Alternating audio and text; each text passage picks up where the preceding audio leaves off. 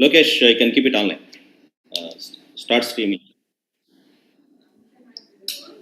Shall I start, Mahesh? Yeah, I can start. No, sir, not at live.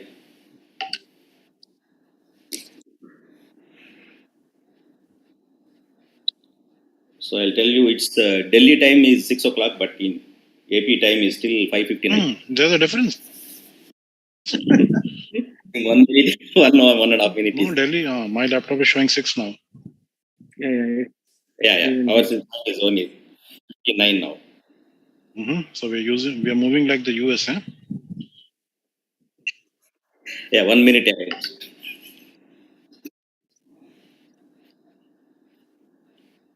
Yeah, we are live now, sir. Dear OSSAP members, I am glad to meet you all through this webinar meet. The first one in my tenure as President, OSSAP Golden Jubilee. During this COVID pandemic, I wish some positive vibes should prevail with better utilization of our free time in learning.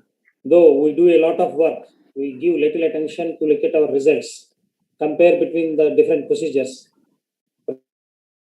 present it and get it published. I feel for every event in our life, there is purpose.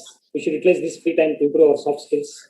Understanding of fractures through 3D printing by Dr. M.V. Reddy Garu, literary review of PubMed by Dr. K.B.S. Srinivas, powerful PowerPoint presentation by our Guru, Dr. S. Amarnath, smartphone apps, Dr. Neeraj Bijlani, Multicentric Studies, design and execution by Dr. Bau Garg, data storage and retrieving it through PixArt by Dr. Srinivas, and how to make your paper properly to get it published by our none other than Indian Journal of Orthopaedic editor Dr. Lalit Maini.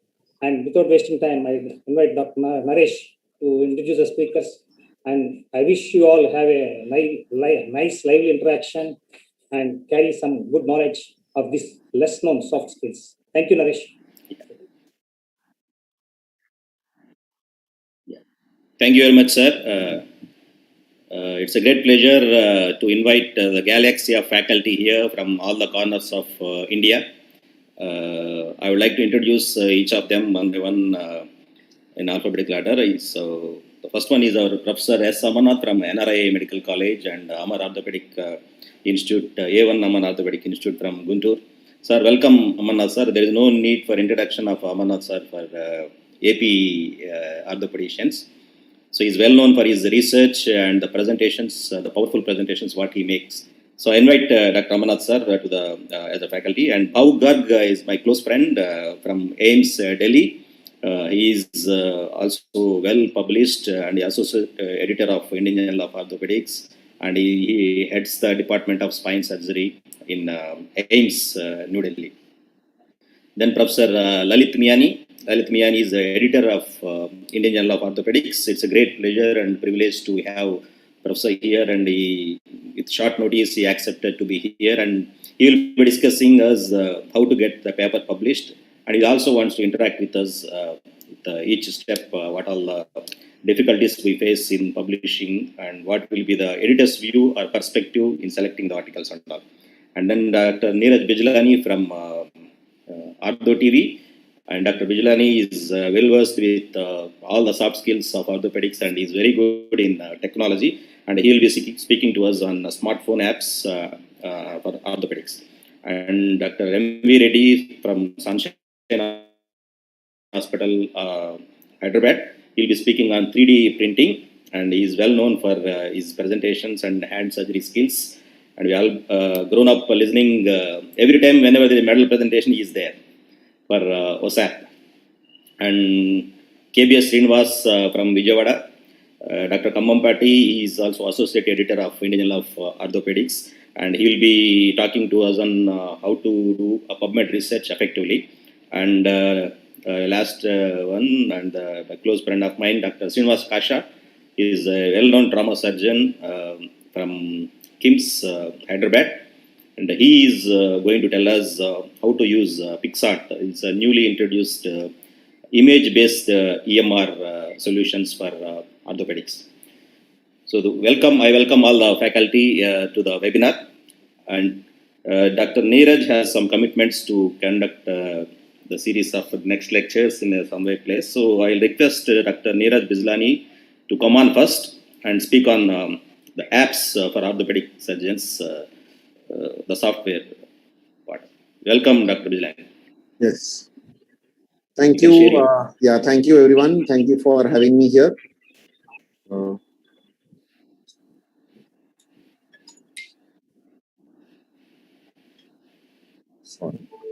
So, main part is still my orthopedic clinical practice. Now I'm going to put your birthday year. So it's 26 Jan. So I'll just put the date here. And I'll click on done. And that's it. Your birthday, I will automatically get a reminder on the day of 26 Jan.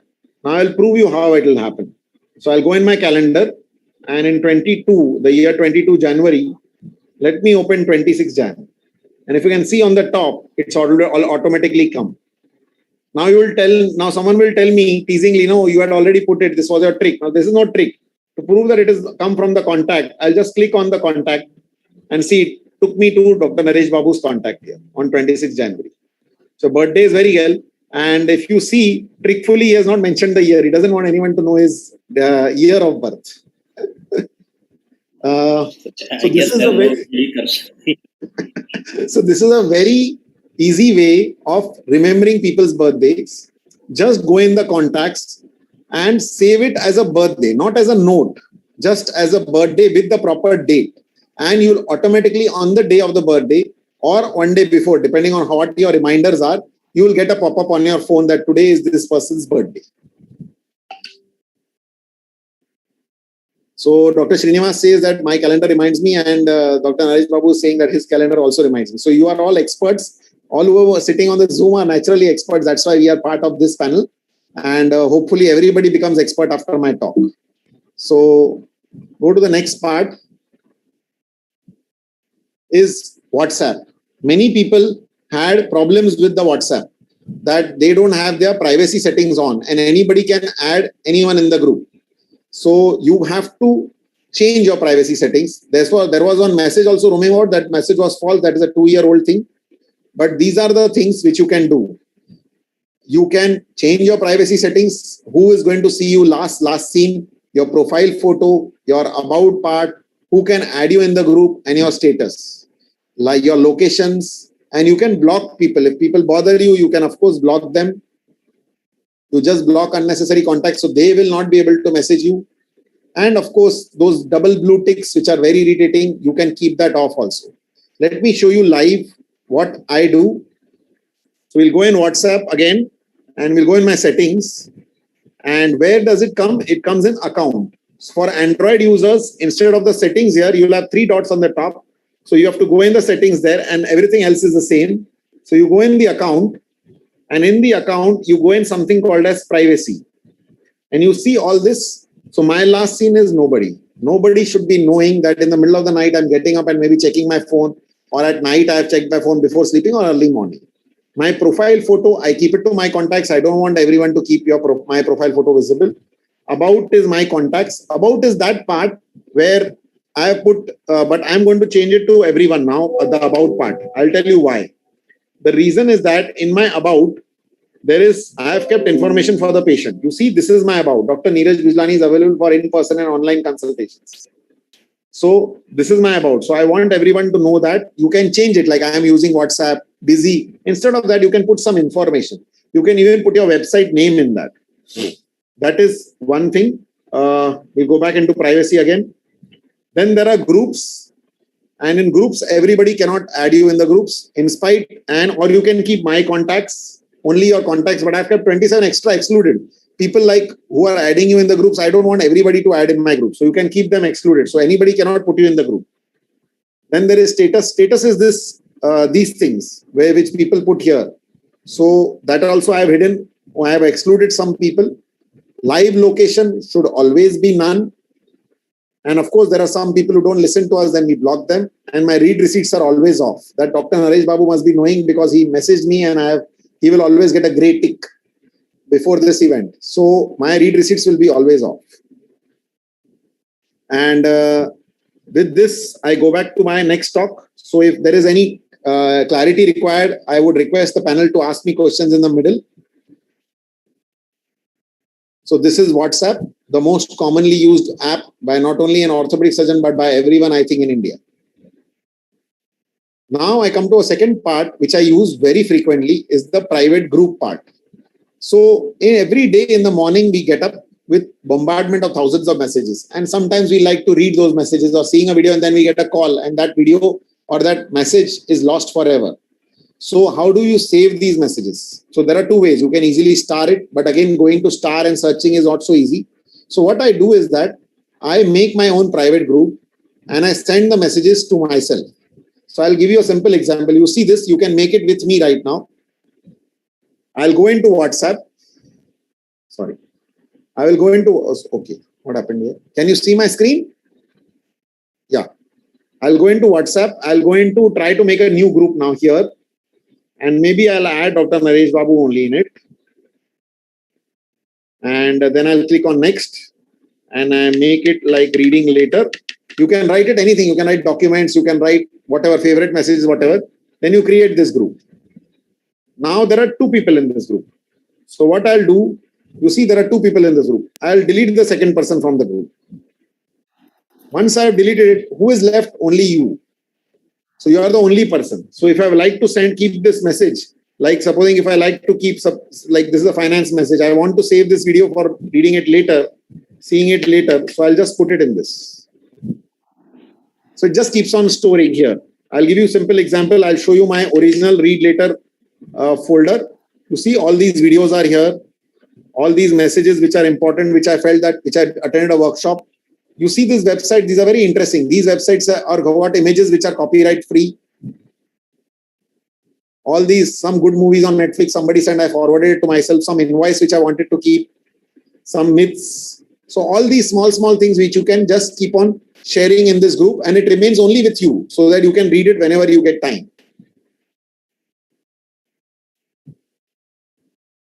Then we come back to the interesting part. Just a minute, yeah.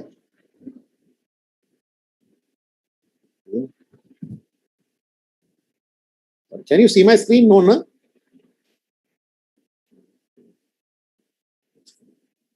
We can see the screen. No, can't see the screen. Now it's not there. Sorry. Tell me, can you see it? No, not yet. Yeah. Start sharing. Some gadbad is happening. Let me try again. Happens to only techie guys. Yes, because we try to use too much technology. Yeah, now we are able to see. Yeah. So this was the private group which I showed you. Then we come to a special app called WhatsApp Business. This is a special app. You can use it as a secondary mobile number for you. I will tell you how I use it. I use this as a separate number on the same phone. The app WhatsApp Business is on the same phone. The SIM card is not. Once I have got the OTP, I have started the WhatsApp Business here. The SIM card remains with my receptionist's mobile. So she can call up people, but patients can reply to me on WhatsApp separately, not on my personal number. So I need not share my calling number with them, but I shared my WhatsApp number with them. And this number I don't share with anyone else but patients only. So it becomes much easier for me to communicate with them. The advantage of WhatsApp Business is that you have features in it where you can put clinic timings, you can put a map link, you can even put catalogs, you can have short links. If anybody wants to try and anybody is using a computer, just try to scan this QR code and see what happens. So you'll automatically get to my WhatsApp Business directly without saving the number. So I keep this QR code printed outside in my reception area. If anybody wants to connect with me, I have also printed this QR code on my files now.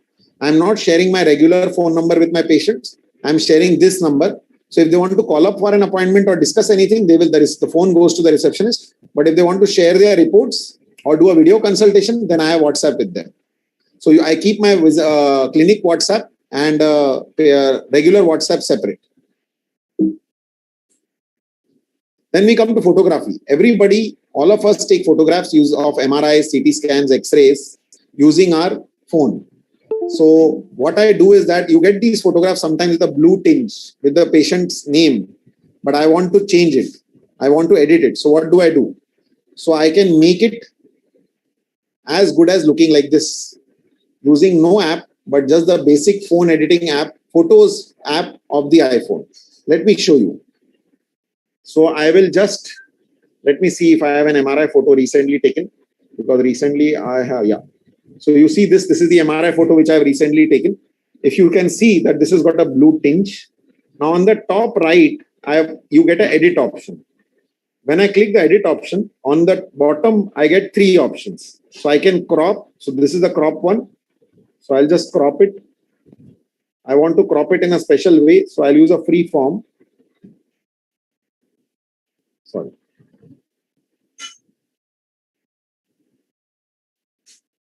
So I'll use a free form because I want to crop it anyways I want. I don't want the shape to remain the same. I want to remove the patient's name. And maybe I want to just show this. And then I click on done. And I click on edit again. This time I want to change the color. I don't want it blue. I want it black and white. So I go here and then there are multiple options in black and white. I select one of them, whichever looks good. Most better looks mono. And I click on done. And this is it. The photo gets saved. I need not have to use any other app. On the iPhone, it's just the photos original app which comes with it. And I can edit and make the X-rays and MRIs look really good, really beautiful. Neeraj, can I ask one thing? Yes, so, go ahead, sure. When I do this thing in my iPhone, so my original photo, that I lost that, the original photograph. Preferably make a copy of it before you edit it. You are right. There is a high chance of you losing the photograph, so it is better that you make a copy of it. And how do we do that in iPhone? Copy? Duplicate. You can duplicate one more image. Duplicate the photo. Here it is. Can you see duplicate? So you go here, I'll tell you, you go and share when you're sharing, and instead of copy photo, save to file, there is an option called duplicate. So you duplicate the photograph and then you edit it. Okay, got it. So your original photo does not get disturbed. Even the original photo, once you edit, there is an option that you can reverse it. No, but once you have saved it, you cannot revert it. So once you have saved it, once you click on done and it's saved, then it is very difficult to revert. So okay, maybe. Then sometimes you like to make photo and video collages. Nowadays, very popular things have come like Instagram Reels or YouTube Shorts. In YouTube Shorts, you can make few second or less than a minute videos, but you want to use in one screen only everything. So you can use something called as a photo grid app. Just show you. This is a small video I'll play for you.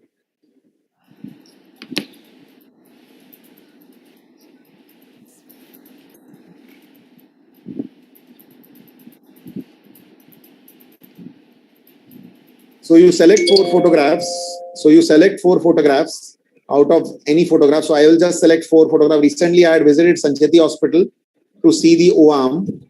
And I was there in the OT with the spine surgeon and Dr. Parag Sancheti. And just I took some photographs there. So, and I also took small video clips. So I just select 2 photographs and 2 videos of the O-arm and the basically the socializing inside the OT, which I did. And I will just select and I will just make a 4. If you can select up grids, lot of grids. So I just select the 4 grids and I can do a little bit of editing here and there if I feel that it is not right. And at the end of it, I get a video like this. So this is a proper video. See this? So the upper 2 parts are the videos and the below 2 are the photographs. So this is very useful if you are trying to make a YouTube short or an Instagram reel. So you can just put this there and one slide will explain everything. You can put an X-ray photograph, you can put a clinical photograph, and you can put a surgical photograph. And the final result, all 4. And out of that, 2 can be videos.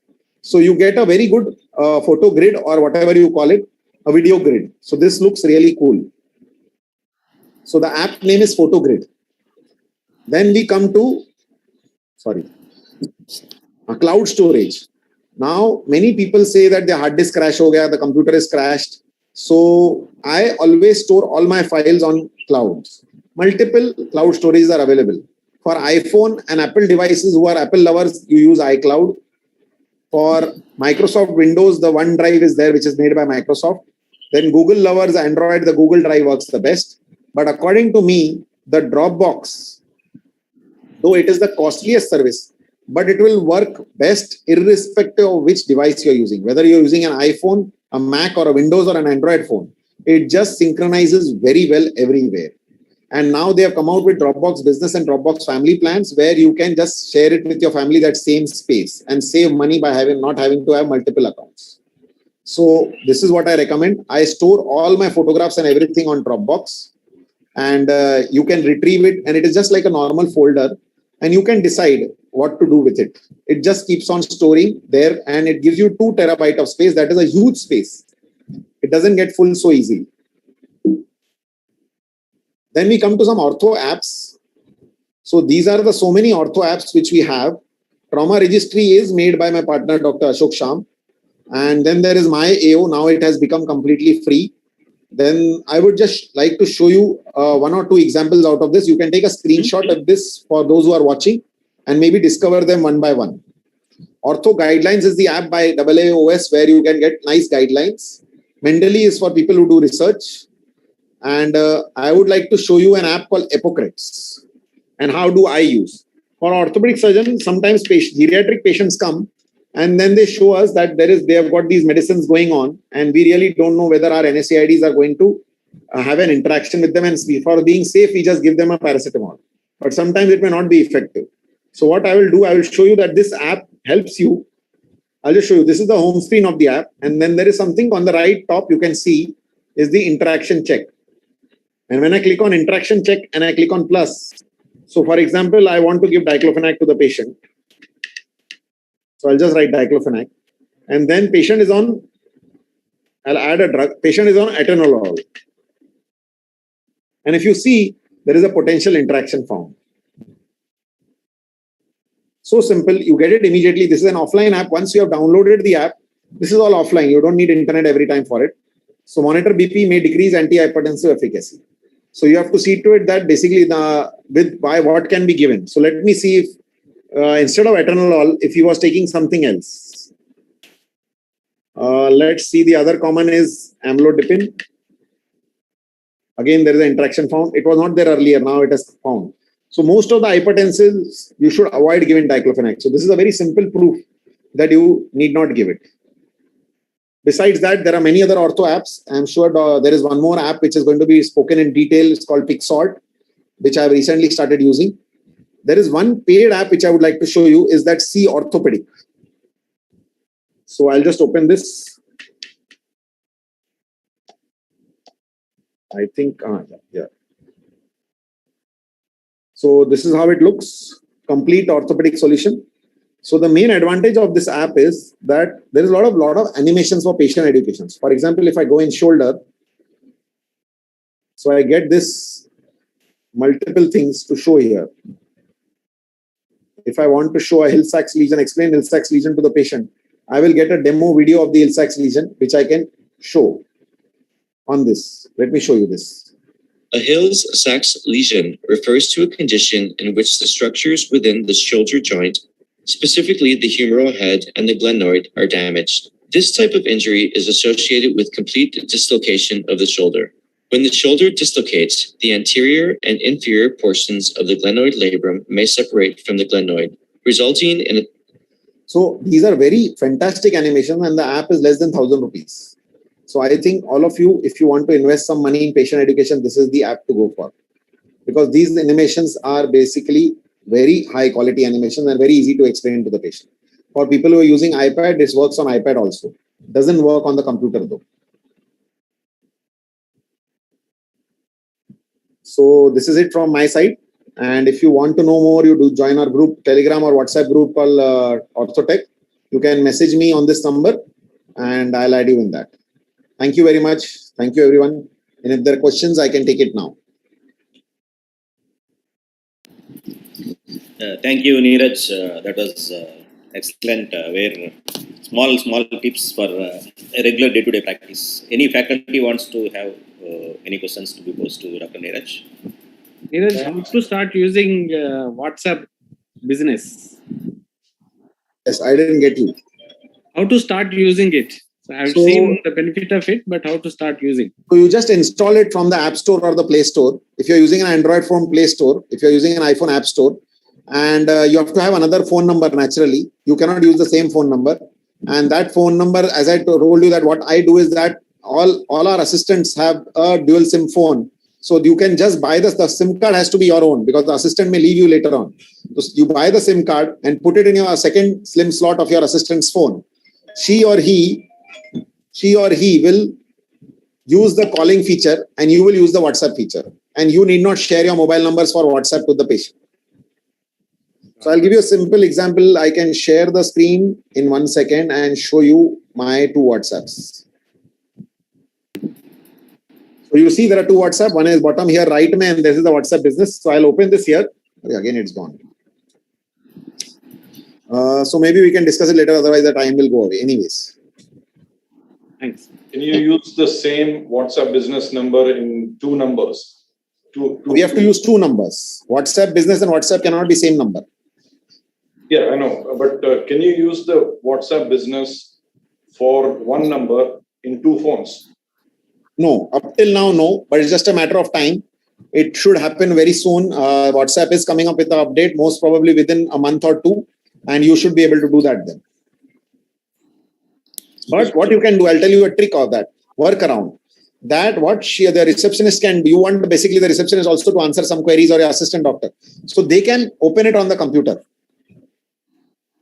And they can keep it remain. Once they have opened it on that computer, it will be open on that computer whenever they log in. So that is one thing. They can use the computer to answer and you can use your mobile. Yeah. I heard one Dr. Amarnath. Telegram is having any better features than WhatsApp, sir? Now you are using Telegram. Sir, now you are using Telegram. Yes. Is there any way better than WhatsApp or any better features than WhatsApp? The main thing why WhatsApp works is because everyone is on WhatsApp. So everybody, first thing when you get up and when you take your phone in your hand, automatically the WhatsApp opens. It is by default. It is at the spinal level that people open WhatsApp. So that's why WhatsApp is working much more. Though the features in Telegram are much better.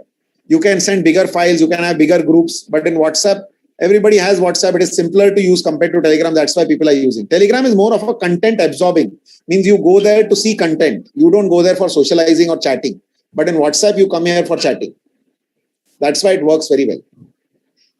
Just one comment actually. I use iPhone and for storage, somehow I didn't like cloud and I've used OneDrive actually. So it actually the pictures update very seamlessly with once you download the OneDrive app, you should be able to update very well. Yes, you are right. OneDrive also has recently started working very well. It is in fact the cheapest paid cloud storage you can ever buy. Because you get Microsoft Office 365, 1 terabyte free with it. So it's only 5,000 rupees and you're getting 2 things. Naresh, Okay, has a question. Yeah. So I just want to share my screen and ask Neeraj, what is to be done. So Neeraj, I use this thing, photos, the iPhone photos, and I transfer it to my the laptop with the image capture. Can you see? Yes. So this is how they are downloaded. These photographs, and I've tried to sort it out them by date, by date added, date modified. So all my pictures, they are, the haywired, the clinical pictures of the same patient, they are lying at different this thing. So whatever the method I used to sort it out, they all remain, separate. So what's the trick, to get the same day photographs at least they sort it out? The only way to avoid this is use Dropbox or OneDrive as he's saying. If you download, copy, paste it, this is what is going to happen because then this is going from one system to another. That is a problem with the iCloud. That's why I'm also not so happy with the iCloud. We have solution in PixArt, the last talk. Okay. Yeah. So he's going to give you a good solution. And one way, another way is to store by date. But the thing is, you have to enter the date yourself for each picture. But the date has to be entered with year first, month second, and day at the end. So that way, all the pictures will be arranged in an order. No, that is what we have to do manually still. What he was asking is an automated process. Yes, Bahuk, right? Am I right? Okay, I think it's time for the next speaker. Otherwise, I'll take away all the time for you. Thank you very much. Thank you for your patient listening. Yeah, these are all very interesting for hard-working orthopedic surgeons. Whenever you speak about something soft, you all like it. Next, thank you, Neeraj. If you want to stay back, you can stay back, or you want to I'm join staying us. back. I'm just using another laptop now. Oh, that's great. Yeah. Okay. Next, I request Dr. Ramanath sir to share his screen, and he is going to speak on how to present PowerPoint powerfully. I also heard Amarnath sir uses WhatsApp for follow-up of the patients. There's something I heard your presentation somewhere talking on how you follow up your patients on WhatsApp. Yeah.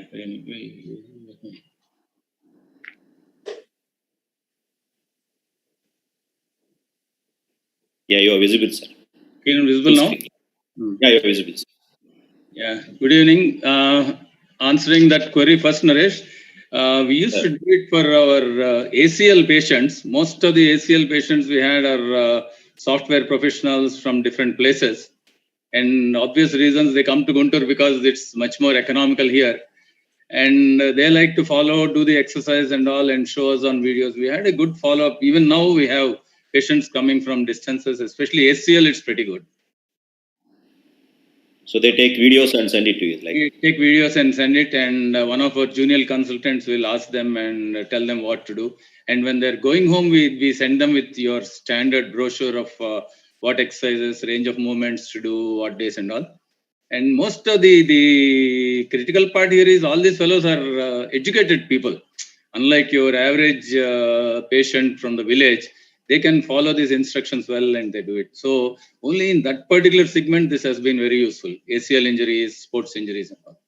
In pandemic also it works well, I think. Pandemic anyway, I'm not handling any patients, COVID patients. So great. So over to you, sir. We are eager to listen to your powerful speech. Thank you. Hope it is. Yeah, yeah. So first, Naresh and Durga Prasad, I thank you for giving me this opportunity today. And today's talk is aimed at not the doyens sitting in the panel. It is aimed at the younger orthopedic surgeon and the postgraduate who are starting out with presentations and see how they go.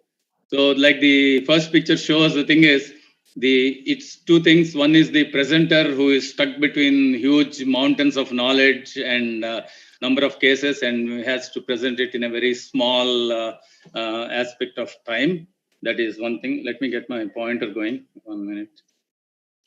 Yes. And the other thing is the audience who are stuck in a hall, unable to go, and all with all kinds of meaningless presentations going on. So the idea of this presentation is try to overcome some of these hurdles. So if you see PowerPoint presentations, I picked out a factoid from the Google which says that about in a day, about 3 million presentations are done. That I found that number too much. So that means more than 1 million presentations per hour. And the important thing is 99% of them are very forgettable.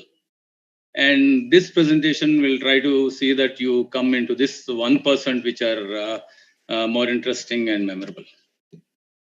And this is what you don't want when you are presenting. I like to call it death by PowerPoint because after a lunch and you go on droning with all your data and lines, people try to nap off. This is one thing to avoid.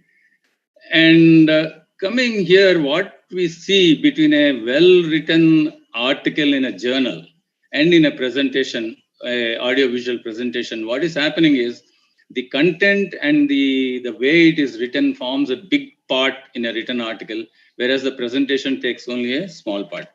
Whereas in a PowerPoint presentation, the content shrinks to such a small area and the audio and the visual and non-verbal clues, they are the ones that take the main part of the presentation. That's why what we have to do is we have to change the presentation style.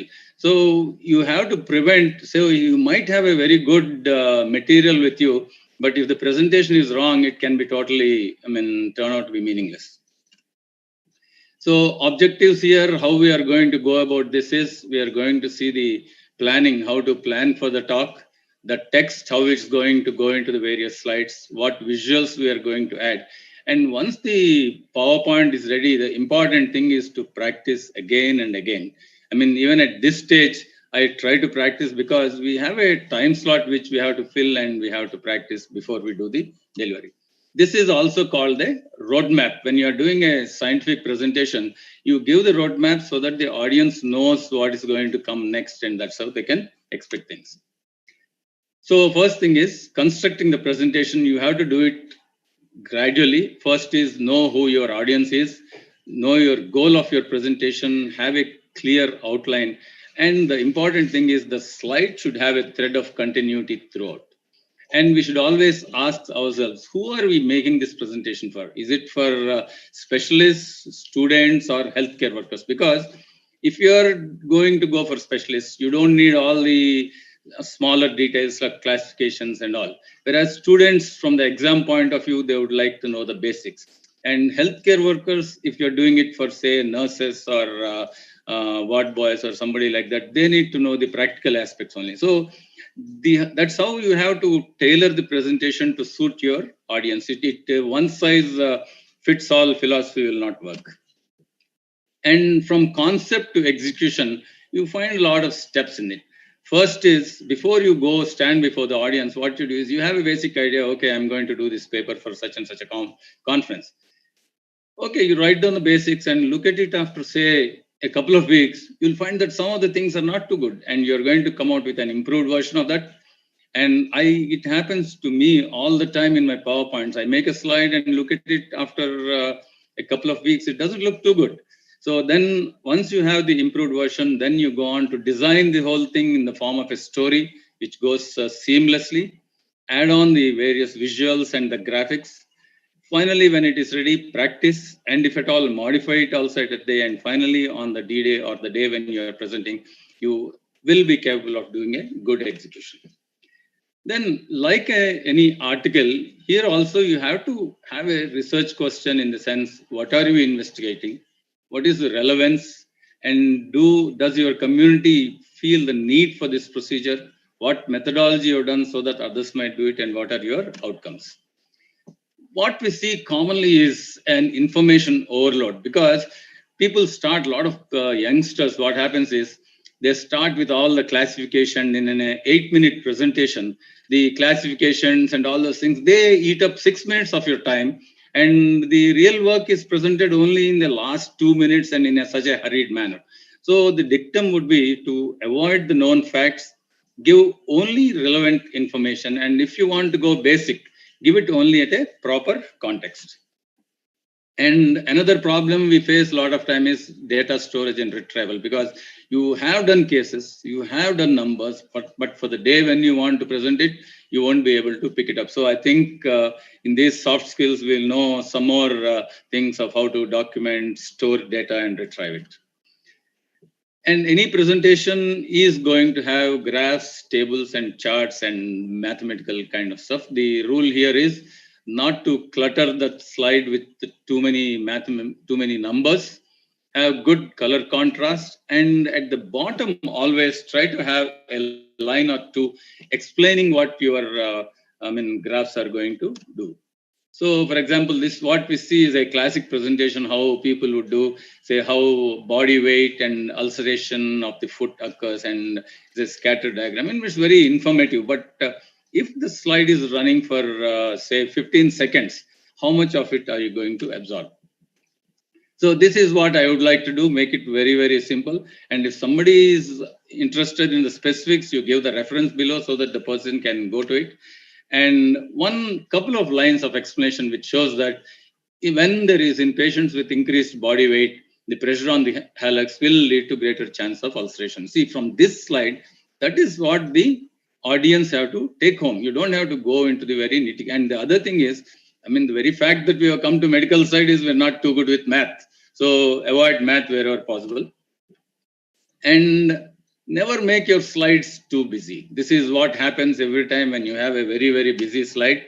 So, for example, this was a thing about COVID. They have lines and lines going on, and the audience is busy. So, at best, this can be shifted into 4 or 5 lines, which will tell you what is your idea behind.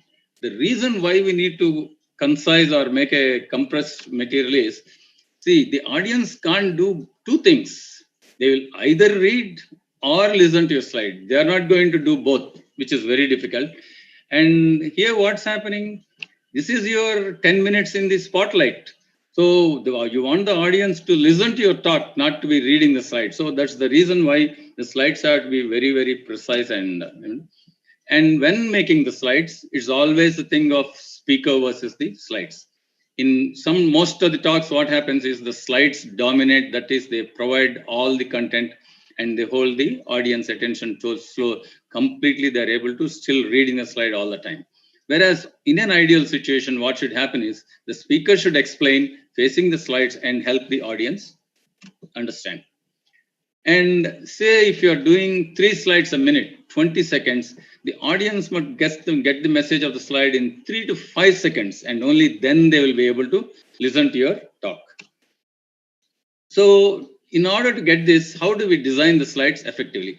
Well, it goes without saying that the slides should be appropriate, accurate, and legible. We will come to that, how to make them more comprehensive. And the other thing is to make them comprehensible, interesting, and memorable. To remember, what happens is you have to combine the slides with images, because it is always said that your recall of both when the images are included is much more than when you just see the written word. So you have to add the images along with the slides. Then there is this audience drift, which is called, what is the cause? So it's been known that the left brain and the right brain for us takes care of different functions. The right brain, for example, processes pictures, symbols, graphs, colors, and emotions, while your left brain will process logic, numbers, and words. The next slide I'll show you is a small test here.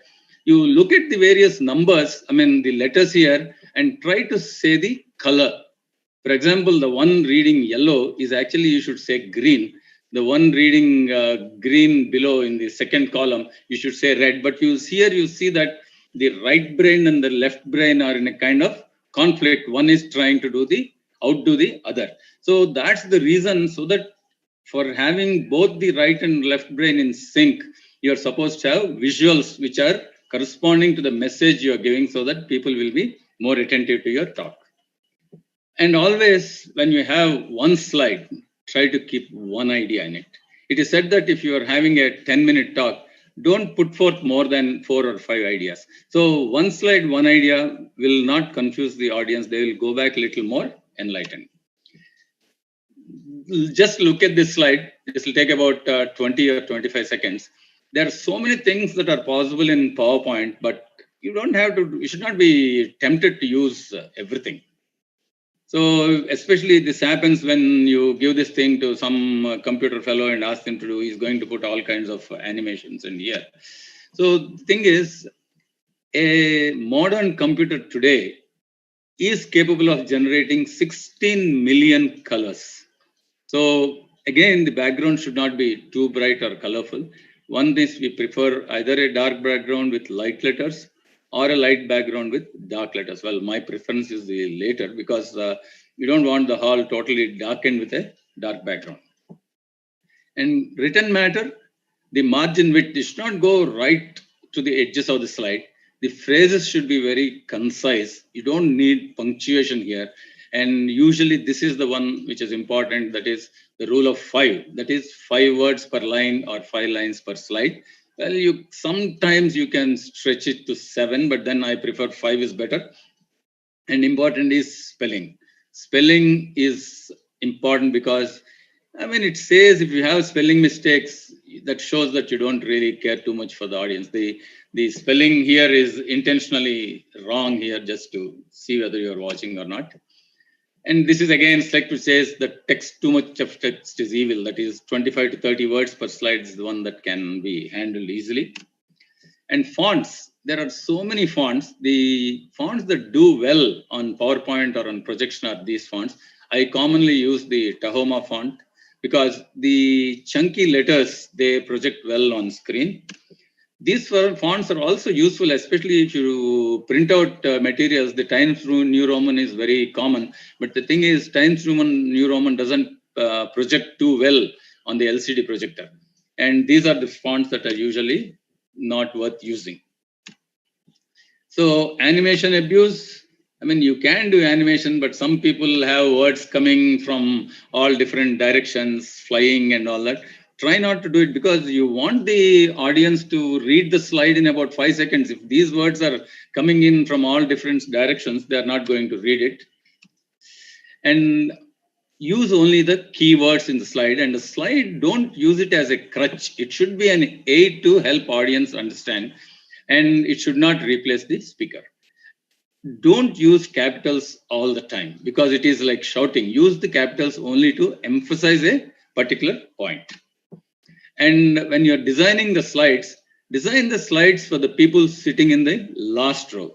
The front row people, I mean, they tend to be distracted. So for them, use bigger fonts, bold text, and color contrast, so that even from the very end of the hall, they can be able to read the presentation well.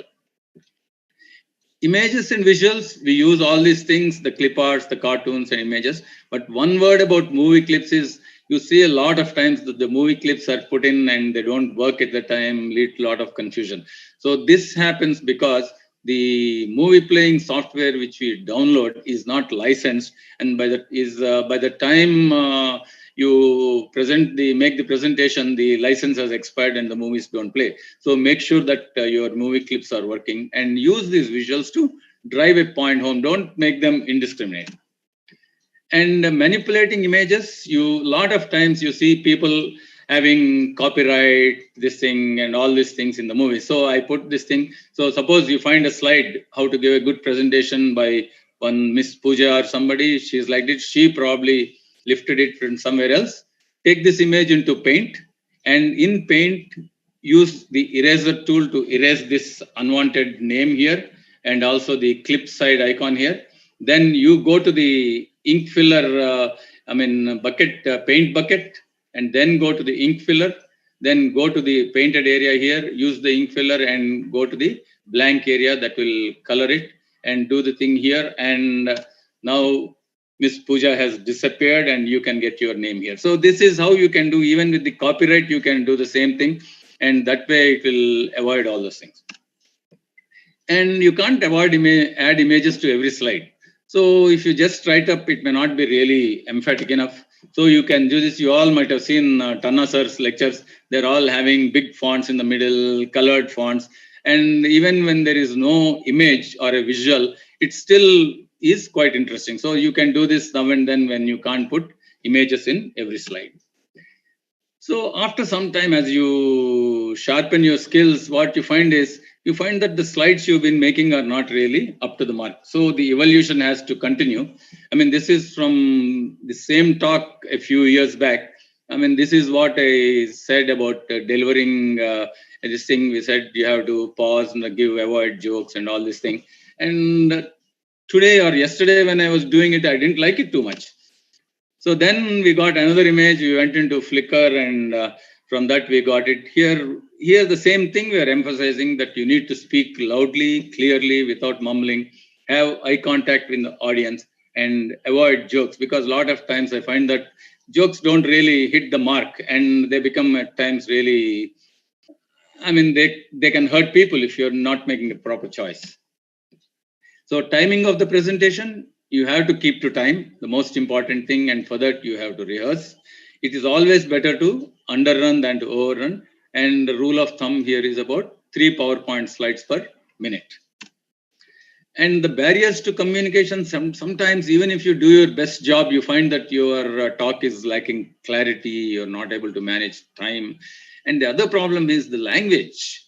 English is not our mother tongue, it's not our vernacular, so we always find trouble with English. So that's another barrier which you have to overcome in a good presentation, and always at the beginning stages, stage fear or performance anxiety is there. So these are the things as you do more and more presentations, you will overcome these things.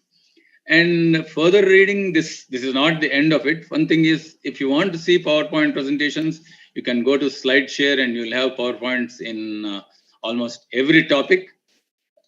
Don't be tempted to copy them directly. You can use them as a framework to develop your presentation, or you can clip a slide or two. Google has very good images. And coming to Flickr, what happens is Flickr has very high resolution images, which are nice. I mean, nowadays I'm tending to use Flickr images more commonly than Google images. And to improve your presentation, I think most of you, especially the youngsters, you should listen to TED Talks, because in TED Talks, you see people from different walks of life, talking and how impressive they are. So that will also have impact on how you deliver your presentations. So the take-home message today is, first thing is to stand out from the crowd. So do your presentations differently. Then have a very clear goal, because if you get bogged down with a unclear message, that also will not be a good presentation. And always keep the slides connected. This is like Steve Jobs always said in his famous speech that you have to look back and connect the dots. So you have to connect the dots, and your presentation must be whole. And above all, we must have a passion to excel at what you're doing. So because you may have ideas, talent, and experience, but the passion to do good is important. So thank you very much. If there are any questions, I'll take them now. Thank you. Thank you very much, sir. It's a wonderful talk. Lokesh, can you take out the presentation? Stop sharing so that we can have some discussion. So anyone of the faculty has any questions to Dr. Ramanath sir? Specifically, I think they are all powerful speakers, all the faculty here, but everybody has their own style of presenting. So I have grown up listening to Amarnath sir so many times, so I know how he presents and speaks. Anyone wants to speak? One comment, Naresh. I think Amarnath, he and me, we use the same PowerPoint slide. He uses black and white and black, and I use black and white. So the same pattern of the PowerPoint. Even if, when my presentation comes, it is the same. I think we stuck to the same slide design. He has white and black, and I have black and white. Yeah, Amarnath? Yeah, I think it's like flashback to the past when we are doing medal sessions together. Yeah, I know that. Medal sessions, that was the time the competition was high. You both compete for the same medal also, I used to remember. When Yeah, you that's guys, right. The only difference was this was white and black. My thing is black and white. So that was a great talk, sir. If there are no questions, then we'll take it as a wisdom from the most powerful speaker, and then we'll move on to the next talk. Next talk is by Uday wants to say something. Hi, Naresh. Good evening. Sir. Good evening, everyone. Sir. Good evening, everybody, sir. Good evening, sir. And thank you for permitting me, Naresh. And Duggar Basar, happy to see everyone here. Reddy Garu, Kasha Srinivas. Everyone. Amarnath, I have been observing you right from my PG days, since we are contemporaries on MS also. Every time we will learn a new point from you. Every time. Though I might have given the presentation many times, but every time I learn a new point from you. And that is your presentation specialty. Every time I learn a new point. I noted down a few points on my diary also today.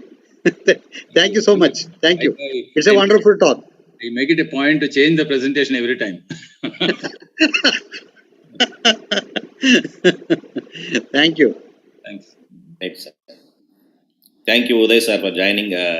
Next, we move on to Dr. Bhavuk Garg on Multicenter Studies, how to conduct and execute. So this, I need to give a small introduction about Bhavuk. Bhavuk has been a very good friend of mine, and we as a spine surgeons of Indian Spine Surgeon Society has taken up a task of having multi-center studies in few aspects of the spine. And then it was allotted to many people, and then Bhavuk is one of the first one to finish it off and submit and get it published. Congrats, Bhavuk. So we want to have the wisdom from you, so that we also wish to have multi-center studies from OSSAP. So that is in the pipeline. So we are eagerly waiting to listen and how you do this. Over to Bhavuk. Bhavuk, please. Thank you, Dr. Naresh. As rightly said by Dr. Naresh, I actually started, the multicentric studies by first being by a part of them, as co-investigators, and then last year actually the Association of Spine Surgeons of India gave me the responsibility to conduct this one multicentric study on the spinal deformity, and we successfully conducted that. So that's the only achievement by which I'm giving this talk here. So the question, the first rise, what is multicentric study? And as the name suggests, if we say that any study which is conducted at more than one research or medical center, we call it as a multicentric study. But actually, this is not true. There is one other entity, what we call as a multi-site study. So the multi-site study, it also involves, the multiple sites. But the difference here is that one is called the passive one. The multi-site has got the passive investigators, and the multicentric has got active investigators. So now, what do we mean by passive investigators? It's like, suppose, there are various. I am sure that many of you would have been a part of, various pharmaceutical trials in which everything is designed, even the protocols, even the site management. It is done by the some agency or one investigator, and you are just recruiting patients. You are just giving them data. While in multicentric studies, you are actually involved in its every aspect, including the protocol development, including the patient recruitment, including the changes in the protocol and all these things, including manuscript preparation, submission to the publication. So when you are involved actively in this thing, then it is called as truly as a multicentric study. So why do we need multicentric studies? Because these are the advantages. Like, you can recruit a larger number of subjects as vis-a-vis, you can recruit whatever you can recruit at your one center. If you are involved in multiple centers, obviously you can have your sample size will increase. Also, the speed by which your sample size is required will be reached at a quicker speed when you involve the multiple centers. Obviously, because you are going to involve the different centers, so they will be at different geographical places. So again, you can eliminate the bias of one particular geographic place. So this has again various implications on your research questions and the outcome. And then you can also compare the results at various places. And the one thing is certain, the multicentric studies, they have a very, very higher chance of acceptance among all the medical journals. So we look at the obvious, the advantages and disadvantages of a single versus multicentric study. So obviously, in single center study, the sample size is small. Multicentric is a larger one. Duration we have already discussed. The validity is again, which we call as the internal validity and the external validity. So the multicentric study has got a good external validity, which is a plus point. But it is also important to realize that we can always increase the internal validity also in multicentric also in groups. The protocol in a single center is simple, while in multi-center study, it is actually more complex, or you can say it is more detailed, because you want to ensure that there is a uniformity and standardization across the whole, all the centers. Personal bias is relatively less in multi-centric studies. The cost, because you are involving multiple centers, the cost may be higher. Statistical data analysis is obviously stronger because your sample size is large, and your population is going to be heterogeneous. So actually, it is an advantage because your results, they are more applicable to normal population rather than the single site study. And the adherence to protocol by investigators is usually less. However, if your protocol is such that you ensure there is a strict inclusion and exclusion criteria, then you can minimize this. You can maximize the compliance to your protocol. So how do we recruit these centers? So when we decide a particular question or a research question, then we look at how much sample size do we need. Obviously, like suppose if I want to investigate the neurofibromatosis in spine, obviously it's a rare disease. You will not get the many patients from one center. So you have to realize that how much patients or how many patients you are going to recruit from a particular center. And then the one good idea to look at is the previous years or the previous data of that particular center. And then on the basis of that, you can take the actual, the data from that center. It is also important to realize that when you recruit patients, some patients who are going to drop because their records, they may not be complete, their the data is lacking. So again, you have to keep all these things in mind when you are designing your protocol and when you are recruiting your centers. So if we look at the major challenges, the first challenge is obviously, these are the standard challenges, but the most common which I felt in my execution is that it should be a mutual interest and a mutual respect as well as a mutual trust. So when we design the studies, so people, they have the notion, that why should I participate in it? Who will be who will take the credit? who is going to be the first author, who is going to be the senior author when the papers will be published. So the important thing is that here our Association of Spine Surgeons of India, it supported us a big way, because it gave us the responsibility to one person, to me, because I designed my research question and I designed the protocol, and then we circulated this protocol among all the members, and then whosoever agreed, because we are more in favor of generating science rather than this thing. So we were able to come to a consensus, and a mutual trust and mutual collaboration is the key when you go towards designing the multicentric studies. So the first challenge is to maintain the uniformity among your patient design, among your patient recruitment. So obviously it has to be strict inclusion and exclusion criteria. There should be a standardization of all the parameters which you are going to collect.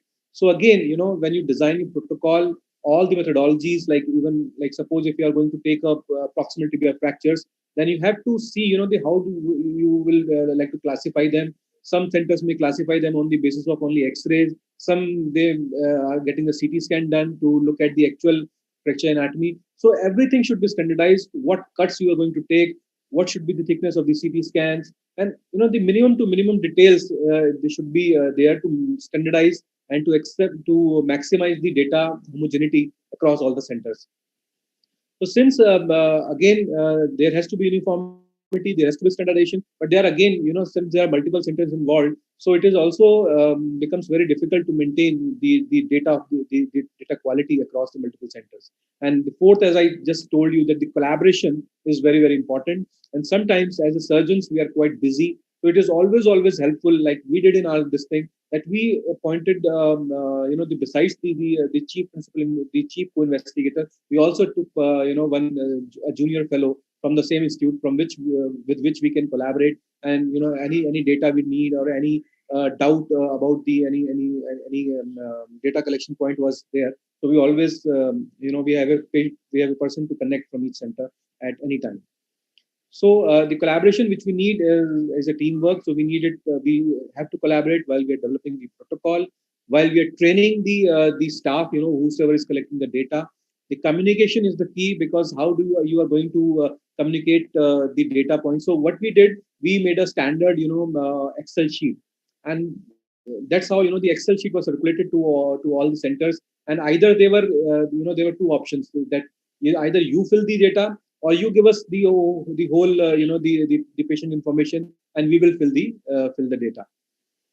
The study determinations, what you are going to measure, it has to be, again, you have to decide with all the stakeholders that so that if some center is not having a particular data, then it is no point to including them. So you have to determine your study parameters, that what is available with all the centers, how you are going to do the data processing and management, and how are you going to do the statistical analysis, and then the manuscript development. What is the individual part of that particular person? So the usual thing is that if you are center, the principal investigator center, that who controls the data in the study, and he should be the main center around which the multicentric study should pivot. So again, a very, very important thing is about the ethical approvals, because there are multiple centers involved. So ideally, the ethical approval should be taken from each center, but should be taken by each center as per their protocols.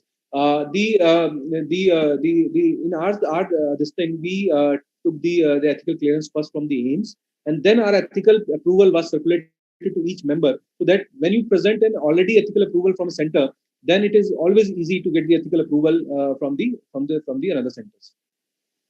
So this is just a framework of a typical multicentric study. So there is a sponsor, and then there is a steering committee, and then there are different subcommittees, and then the coordination center is there, and then the other the centers are there. So like in our study, we did it under the SSI sponsorship. So these were the stakeholders: Dr. Naresh, me, Ganga Hospital, Dr. Somajit Basu from Calcutta, and ICIC from Delhi. So this was published in so this was the oversight level. If you look at the same diagram, so this is what the ASSI, who was the sponsor. So we had a ASSI research committee which was actually looking at all the protocols. So when we developed protocol, we circulated the protocol, and then research committee looked at it, and they gave all their suggestions, and we incorporated them. And then at every step we have with different committees, and we looked at all the aspects of this thing. So the center coordination level was being done by AIMS team, and the other center agencies were the SSI member and the fellows. So we could complete the study in 9 months, and it has already been accepted for publication in the Spine Deformity Journal, which is the official publication of the School Research Society. To summarize, by multicentric studies, you can include again a large sample size in a short time span. The data is quite strong. The higher acceptance rate is there, and again, collaboration and mutual interest. And this is a teamwork, and we all know that together we achieve more. So, multicentric studies, I will say, is the future of all the studies. Thank you. Thank you, Bauk. That was a great talk. A lot of insights are also there. Any of the faculty members want to have some discussion with Bauk on this? Naresh, can I bring forward a point? Bauk, excellent. I think it's an excellent initiative. Probably this is not a very common act which is done by orthopedic surgeons in our country. And I think it's a stepping stone towards future excellent research. It would be nice to get from you firsthand that what are the major hurdles, like what are the maybe 3 things which everyone needs to look into when they're landing into a multicentric study? As I told the challenges, so the first thing was, this was our first attempt to get the multicentric study. So, we had to design a research question, by which we could get the uniform data across all the centers. So, we searched literature, what should be a research question, and then we came out with the cervical sagittal alignment, because for every deformity patients, we are getting the X-rays, the whole spine X-rays, pre-operative and post-operative. So it was always easier to get these X-rays from each center, and then all the measurements were done by our AIMS team. This thing. So again, this was a research question actually which fit into the multicentric study. This thing. So if your research question is complex, and then you are going to include this thing, then when you get the data after 9 months where everything is there, then you are perplexed. What to do with that. This thing is not there. So now we have started another multicentric group. Again, in this we are looking at the shoulder balance now. So again, we are relying that we all take clinical photographs. So we will just correlate the clinical photographs with the X-ray data. So your study question should be like which has the data which is available with all the participants. Great, thanks. One question. Either Dr. Lalit or Bauk can answer. How many authors can go into a journal when we are doing a multicenter? Because people would want their names in the author list. So how many would a journal permit? So there is no limit when you're talking about multicentric studies. So to add to that, there are provisions now where you can give a snippet that these many could be considered as the first author. When you enlist maybe even 100, there is a provision there when you commit in your document that these 25 were the chief PIs, they may be considered as the first author. So you can even have multiple first authors. Thank you. Yeah. Oh, that's one question, guy. Now, in the multicentric studies, do we need to always have a hypothesis and make a study, or you just collect the data from multi-centers and then use it for subsequently for research? Why I'm asking you is this: we have a SIA, South India Orthoplasty Association, my hospital, Sunshine, Ganga Hospital, Sparsh Hospital, and Asian Institute of. So we are collecting the data of all the joint replacements for the last 5 years. And on average, we have 10,000 joint replacements among the 4 centers. But the problem is the data is only collected without any hypothesis. We are just collecting 60 parameters. So how do you go about after this? Ideally, a study starts when you design a research question. So whatever you are doing is just the data collection. Yeah. So I am doing my data collection for the last 18 years. When I joined as my postgraduate, I was collecting everything in a specific format. So everything was there. And now I'm reaping the benefit because now I have to just design a research question. I have to design a protocol, and then we just look at my data. Okay. Now we have the data. Can I add something there? So Yes, I think that's a very, very relevant question. I would agree to Bhavuk, and I would actually go even a step further. In your clinical practice, you would be facing clinical challenges. Simple one could be that the government has come out with a scheme that a TKR patient needs to be discharged within 56 hours. So now you have your data with you. You can, if this is a clinical scenario and a clinical question which might need a change of practice, and it is going to affect the outcome of your patients, then you make it as a research question in a way that it can be investigated, and then you can use your data. So it is very important, the starting point, the research question, and that research question should be connected to a relevant clinical scenario, which is going to change practice. Then it becomes really meaningful and it helps you out. And it straight away gets published then. Sir, my only question is that whatever the data we have collected for the last 5 years, now whatever studies we are going to do of this multicentric data, they're all retrospective studies because we are just looking at that. Now, how much of importance is there for a retrospective study in multicentric study compared to a prospective study? So again, it is depends upon your study question. So what we call it as, there is something called the prospective analysis of the retrospectively collected data. So if you don't know, you have a data, you have a box of the coins, gold coins with you. But if you design a study question that I'm going to look at the square shaped or the whatever coins are there, and what I'm looking at in an unbiased view. So you are designing a protocol, and then when you are analyzing the data of your retrospectively collected data, then it is very useful, and it has got high potential for publication as well as a good research outcome. One last question. In multicentric studies, the number of cases you select, should it be same in all the centers, or one center can have 1,000 and other centers have 20, 30 like that? So it depends, sir, actually, like in our, this thing, so, every small, every one time or this small time school surgeon, he may be having 1 or 2 cases. But, again, this will increase our chances of heterogeneity. So we decided that a minimum number of 8 or the 10 patients per center we have to include. So, so that at least we can maximize our sample size without, minimizing the heterogeneity. Is there any protocol like how much percentage should be there between these things? Because my center has that large data, then other centers don't have, but how do I go about as a multi-center? I mean, is there any proportion that, like I have principle? So if you have a sample size decided by your research question, then you would like to, like Bhavuk had done, he'd sent, flyers that we are starting this, and you get a response maybe of more people than you need. So there is a functionality here that each center needs an ethical approval. So that's one static point which will be needed everywhere. So you will not try to have centers which are going to give you 2 cases, 1 case or 3 cases in your month, because that is adding to a lot of functionality in your work. So there is no rule of thumb, but then the sample size would guide it, and there is no minimum to it. Thank you, sir. Thank you. KBS. In the multi-center study, you're involving multiple centers from different geographical locations.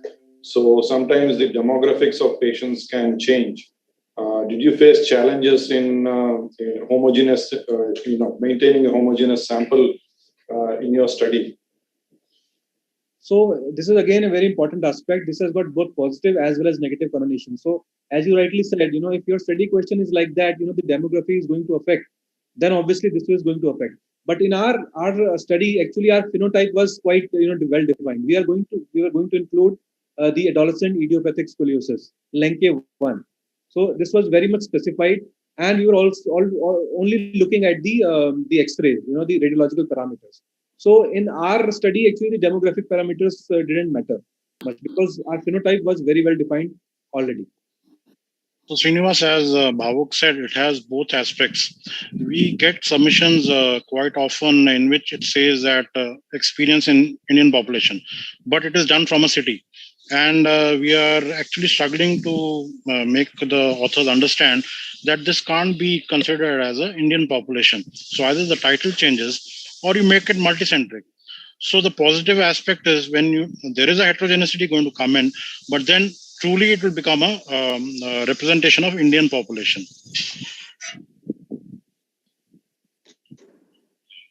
Yeah.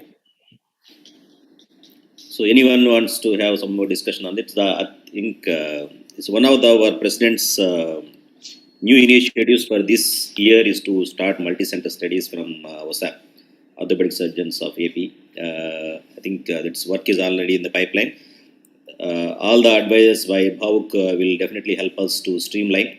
It looks like the first thing is to settle all the matters in defining the research question itself, so that all the centers will follow the thing. So thank you, Bhavuk, for that excellent insight and thought-provoking lecture, inspiring as well. So now it's my privilege to request the next speaker, Professor Lalit Miani, who is Editor-in-Chief of Indian Journal of Orthopaedics, to speak on us how to get your paper published. So after his lecture, then we'll also have, you wanted to have it as interactive, so that we also can have our perspective and his response to that. Sir, over to you. Thanks, Dr. Durga Prasad sir and Dr. Naresh. It's an interesting sort of a collection of topics on soft skills for orthopedic surgeons. Am I audible and visible? Yes, sir. Yes, sir. Very much. Okay. So to the build-up of this talk, we've had certain soft skills, and to get a paper published, I think you need multiple soft skills coming in. All of them which have been discussed till now, and few of them which are going to be discussed after this lecture. And I was wondering whether getting your paper published itself is a soft skill. And if you stretch your limits, you could say, yes, it is, because it has two aspects to it.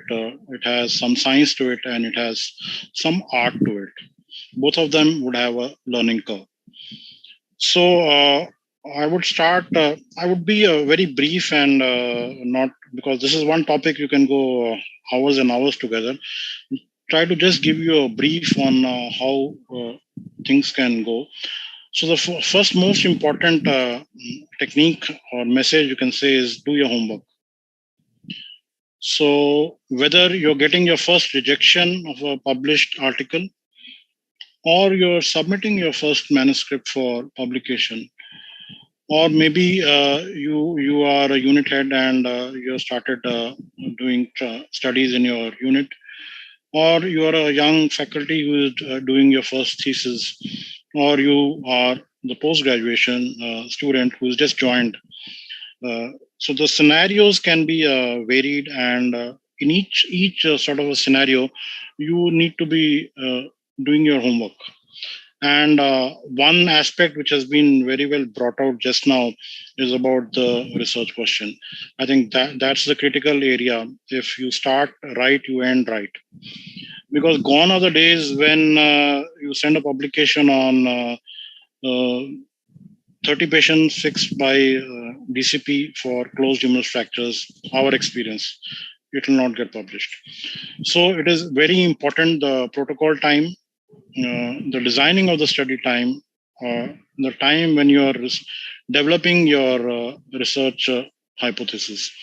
So typically, I in my team or in my unit would spend 3 months on this, on the homework, on structuring the design. This has been a very, very brilliant sort of a setup which has been laid down in the PG curriculum in our country, where a protocol has to be written and you're given time to do it. So if this point is done nicely by the guide as well as the postgraduate, I think that's one thing ticked, which will take you closer towards your publication. Remember, do not underestimate your reader. Now, this reader could be of your paper which is ultimately published. It could be the editor or the editorial staff who is receiving your manuscript for the first time. It could be the handling editor. It could be the reviewers. More often than not, whatever you are publishing is going to be read by people who are either already working in that field, or maybe they're getting into it. So the concept that you might get away by some incomplete or wrongly mentioned information in your manuscript is going to be hitting you hard. I'm bringing out these points because these are practical things which happen day in and day out. One common example could be the journal is silent about ethical approval. So you are silent about your ethical approval because you never took it. But again, the statement, do not underestimate your reader. Maybe if it is a new technique or a new sort of a trial, it's going to catch the eye of the editor or the handling reviewer straight away, stage one. So what's a good manuscript? A good manuscript would have content and it needs to be presented in a way that a journal is going to take it further. So somebody who's farming apples, it's one blink of an eye that he would make out the difference between a bad apple and a good apple. And same is true with the publication world. It doesn't take long. The person who is writing for the first time, he can't see the holes in the manuscript, but the person who is judging this day in and day out would make out very easily. And even if it is an excellent apple, it needs to be presented in the best way so that it goes ahead. So to have a good manuscript, you need to spend time. I can tell you there is a statement that anything can be published, but don't go wrong. Everything gets rejected also. So if you spend time on your each step, you do your homework at each of your step, and you're ready to revise multiple times even before your first submission, I think you're on the right path. In this journey, please don't forget your peers. I think they are your first reviewers, whether it is the thought of doing that research or whether it is finally giving your manuscript for publication. Give it to your peers who are there in your city, in your department, in your association, and get a gentle feedback. And I think that's one great thing which any one of you can do so that you end up well. And this $1 million question, which journal to send you, again, has its own learning curve. And the simplest thing is look at the aim and scope of the journal. And in the heart of the heart, you are the person who knows what your study is. Is it good enough to for the journal to take your study, or you're just submitting it for the heck of submission? Send it to the highest impact factor journal so that you get comments and you can work on those comments and build up your manuscript. I think those days are gone, and you'll probably get a desk rejection in a very polite way and might not get other things. So choosing your journals, the right journal, so that depending upon what publication you have created goes through. And catching an editor's eye is an art. If you do most of the things right, it will catch an editor's eye. And one thing I have brought out this point is the covering letter. The covering letter is one document in which you can write things which cannot be written in the whole of your manuscript. And these are the things which the editor can be caught with, his eye can be caught with. And please pay a lot of, respect to this covering letter. It should not be just like that, dear editor, we are submitting this manuscript, kindly consider it highly for your journal. So that's a waste of your time. Try to sell your publication and try to write down things why it should be published in this particular letter. Remember things which you cannot write in your manuscript. So quickly, what an editor looks at. Now, this is my window. The top blue would be the list of pending works. And when I click on one manuscript, straight away, you look at the cover letter, you look at the abstract, you look at the conclusion, you get a bird's eye view where this manuscript is going. So remember, the time spent by an editor on this is not going to be huge. Types of manuscripts you're going to go through, unless you are a leader you're an expert in a particular field. Editorials, case reports, letters, and narrative reviews would be only be accepted by subject expert leaders. From the routine researchers, probably the original articles and systematic reviews are the places where you need to explore. And again, systematic reviews should not be an habit, meaning these are pen and paper publications. And if you are a person who works in spine and you are trying to do a systematic review on total hip replacement, it's not the right way to do it. Because I can tell you, your perspective on the data which you're researching would be different than what an arthroplasty person should look into. And the science behind getting a paper accepted is try to follow the style of the journal. Once you've zeroed down to a journal, you need to try to follow the style of a journal. And the original articles will always follow the IMRAD protocol, and be very particular on the details on the submission guidelines of a particular journal. Look at the style of the references, look at the style of the tables and the artwork which is required.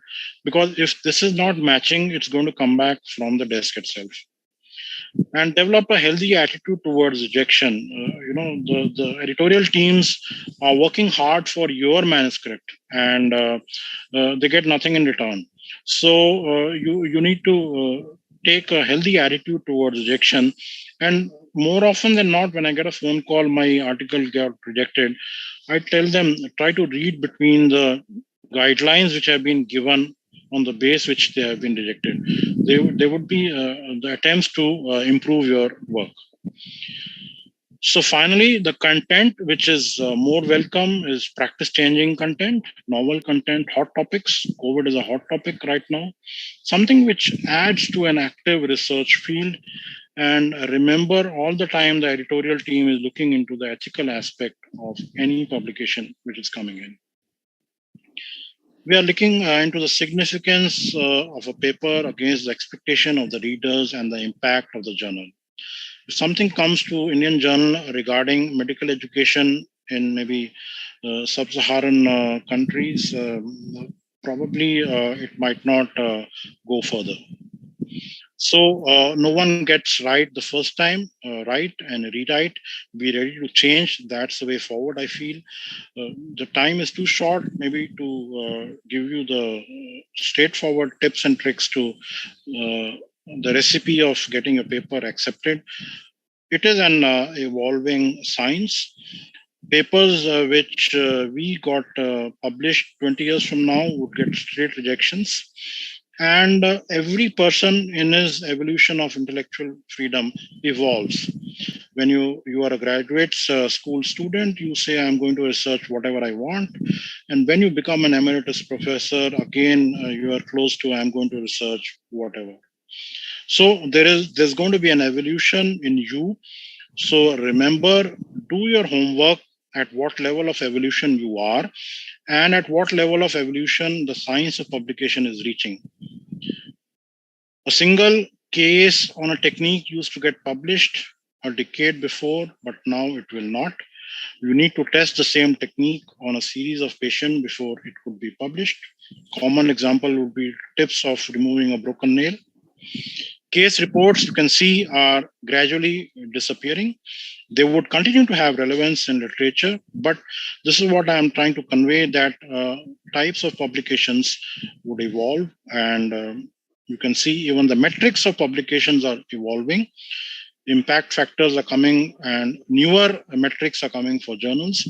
Social media has become a big evolution into scientific publication. So try to do your homework at each level, and there is no quick recipe to a straight publication. It is a difficult path, and if you are spending less time, remember, you will not get a publication accepted. So try to spend time. Thank you so much. Thank you very much, sir, for those great insights on how to get your paper published. Any faculty wants to have a question? I think we requested all the faculty to pose some interesting questions to professor so that we will get a lot of wisdom from him. And at this outside, I take the advantage to congratulate Professor Lalit Miani sir for taking the IJO to newer heights. I heard in the recent EC meeting that you are going to have monthly issues and you are taking journal into newer heights and you are trying to generate income for the association with the journal. So congratulations, sir. So monthly issues means probably the acceptance rate, the number of papers accepted from the Indian research would increase. So do you have any idea of how many is coming from South India, sir? That's South Indian rough ideas. That's a new question. We will not be able to answer that because nowhere in our submissions, particularly there is a column to tick that. We definitely have the country distribution. So not a bad idea to add on to this distribution also. We feel ourselves guilty that we cannot go too much into publications. So 2 questions, sir. One, what's the present I would say acceptance or rejection rate for Indian Journal of Orthopedics? The acceptance rate would be somewhere between 10 and 15%. I mean, the rejection rate would be somewhere between 85 and 90%. So I have more enemies than friends because I have rejected more of articles than accepted them. My second question, sir. What are the tips to satisfy reviewers' remarks so that it goes ahead? I think read them again and again. There is an adrenaline rush when you get an email of a reject. And when you read the comments, they appear to be absolutely wrong as far as you are concerned because you feel it's wrong. You run to your colleague or your guide and you say, look, what's happened? And it's all haywire. But I tell you, the reviewers are actually working to improve your publication. So the first reading of the comments of the reviewer will never give you an impression what you're actually being asked for. So leave it, let it settle down, read it again, maybe 2-3 days, and give an attitude that you need to understand what is the reviewer saying so that you can address that. And the thing I said that do not underestimate your peers. So do not try to act smart that you get 6 comments, you give 4 answers to 4 and just ignore 2. So probably you will get an immediate reversal or a rebuttal that please address the 2 which you have not. So address all the comments very specifically and in as much detail because you're trying to sell your product. You need to be more and more honest on that. Sir, another question, sir. In your reviewer's response, do we need to always accept their comments or we can still say no? I'll stick to my statement. You can say no, but then you need to be very, very polite and diplomatic. We don't want to fight here, but we need to convey our point. And the best way of conveying a point when you don't agree is probably add literature to it, something which supports your details in your manuscript. And at times, reviewers will take it positively and accept your answer. So if you scientifically address and don't straight away say that, Mr. Reviewer, you are absolutely wrong and you don't know the subject, it's not going to work. Third question, sir. Sometimes the reviewers ask you to rewrite that or they are not happy with the discussion part. So do we need to rewrite everything or just make some arrangements and then send it back to them? Rewrite means if you're getting a single liner that you need to rewrite your discussion, that means there is something terribly wrong. Because if there are few things wrong, you would have been enumerated that this is wrong, this needs to be changed, this is missing, and this needs to be added in your discussion. If it's a one-liner that you need to rewrite your discussion, it's like reading between the lines and understanding that it's terribly wrong, and it has probably not even followed the basic norms of writing a discussion. So you leave that part of your discussion, take up your material methods and your results and your observation and independently take a pen and paper and start writing the discussion again. I am guaranteeing you will get a better answer than chopping, cutting, pasting the discussion which you had already written. Thank you, sir. Thank you. Yeah. Sir, what is the time frame? One question, sir. May I add just one comment here? Yeah, please. Can you hear me? Yeah. Okay.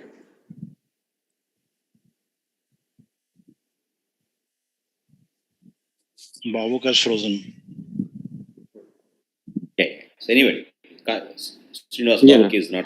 Go ahead. Yes, sir. So when we get these reviewer, questions and all, what is the time frame, sir? Maximum. So sometimes they do it thrice, right? So is there a time frame after these many reviews it won't be accepted? No, there is no time frame. Meaning the number of reviews you mean, or the number of time it can get rejected and accepted. There are certain journals who would not take more than 3 revisions, but most of the journals, if the content has caught the eye of the editor or the handling editor and they feel it is there, they would help you to quite a great extent to revise it. I remember Srinivas has been doing an amazing job. He's gone up to 9 revisions. I think that is the highest he has done. So especially like in a society journal, if it's a Journal of Indian Spine Society, or like it's a Indian Orthopaedic Association Society, and a member sends an article, I think Srinivas would agree. We go a step further to help them out, and we are not rejecting them, and we keep guiding them till they reach a conclusive point. So there is no exact limit to the number of revisions. There would be certain high impact factors in which in the submission guidelines itself, they would have mentioned that they would not take more than 3 revisions. So you better revise everything within these 3 attempts. Bhavuk, you got disconnected. You were saying something. Yeah. So I just wanted to say, the strategy which I use is, when you design a research question, according to that, you should choose a journal.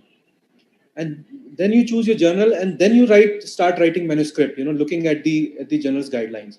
So what we do, we aim for the highest impact factor, the highest category journal in that category. And then, the most of the time we get rejection from that thing, but we get useful insights, the useful comments. And on that basis, we modify a manuscript, and then we submit to the second journal or the third journal. So, you always submitting to a bigger journal will give you what are the drawbacks of your manuscript, and it helps you to improve your manuscript for the next level journal. That's a very, very important tip I think Bhavuk has brought ahead. When you're doing your research question, you're looking into the gap in the knowledge.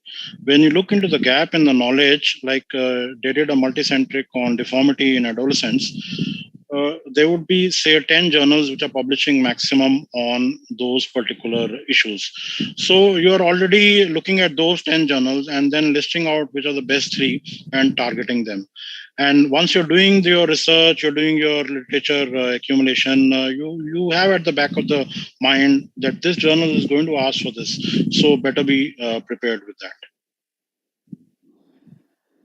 Just coming back to that number of revisions, if the idea is good and the manuscript is good, we do try to help the authors to get it published. A lot of times it's the language actually which needs a bit of improvement. So if the language is good and the idea is good, we do tend to accept them. Sir, one question from me, sir. You have a lot of experience in editing. You've been editor for many journals.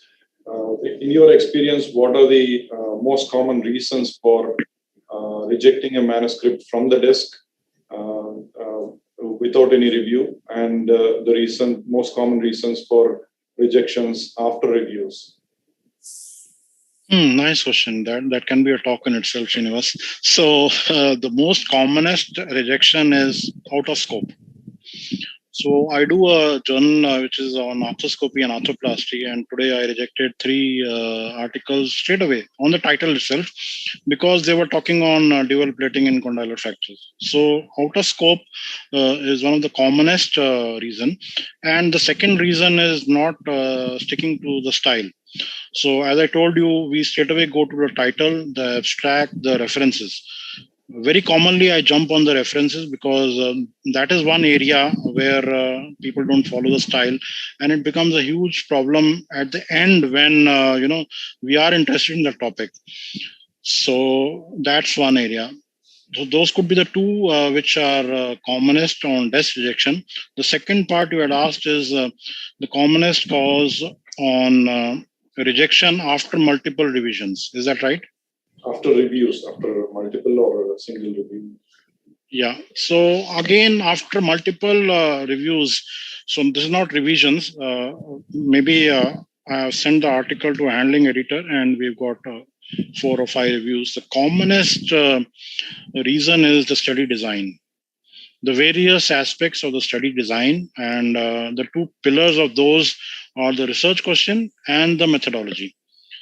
So it's a very, very common situation that there is no research question itself in the study. It's like a series of 30 cases I have done, and I'm submitting it as my experience. So that's the biggest problem. And if you say the commonest problem in the study would be a sample size. Sample size is a huge problem. You get papers on arthroplasty in which they would have done 28 cases and followed them up for 12 months. So that doesn't move at all. So that gets rejected very fast. You can add if you have certain in your mind. Yeah, and from my side, I have found the methodology is the commonest cause. From my side, plagiarism is the most common cause. Yes. I forgot that Babuk is very strict about that. That's a very good part. Plagiarism is a part, and people didn't know about it, but now people have understood that the plagiarism report is lying straight there with the editor, the handling editor, and the reviewers. So you don't have to juggle around, and it straight away hits your eye. One question, Manny. A lot of international journals, when they send it for the reviewer mark, one line they write, please take the help of native English speaking person to write the manuscript. So what does that mean, and what do we do about it? Most of the times, my articles, they get that thing. So Srinivas brought out this point that even in revisions, English is one of the common aspects. And take it from me, there is a difference the way we write English and the particular journal which we are sending to, they write and read English. It could be different for US, UK, Japan, the Scandinavian journals. So there could be a difference. So you need to bear with that. One easy way of understanding what they mean is you go back to that journal and try to read a few of their articles and see how they have brought out their message. Small little things like how they have written the number of patients and what language they're following. And it might not be a bad idea to share your document with an English professor if you have a friend in your university or in a high school. That also helps. That helps some common English verb, noun, present, past tense issues get sorted out in that.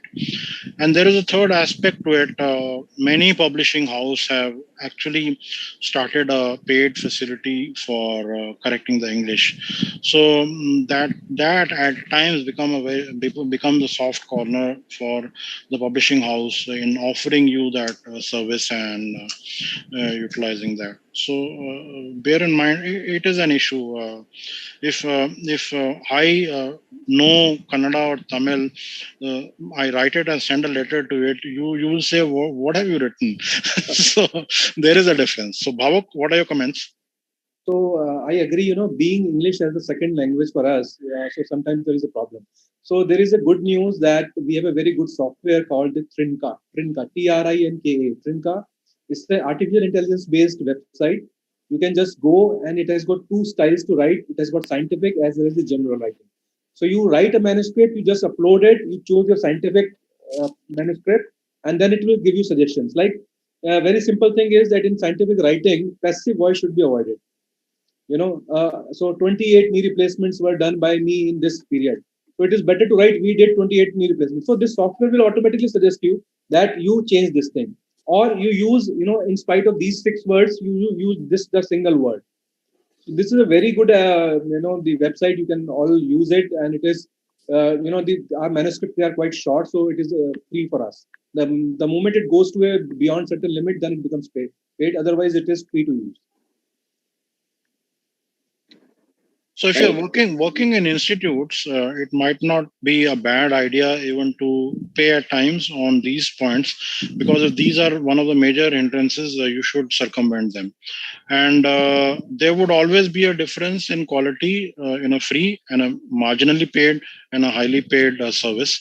So you will always get better results. As for plagiarism check, the free softwares will give you very little report, but the paid ones will give you a better report. So this is a learning curve, and please accept it. If somebody says your English needs to be looked at, it needs to be looked at.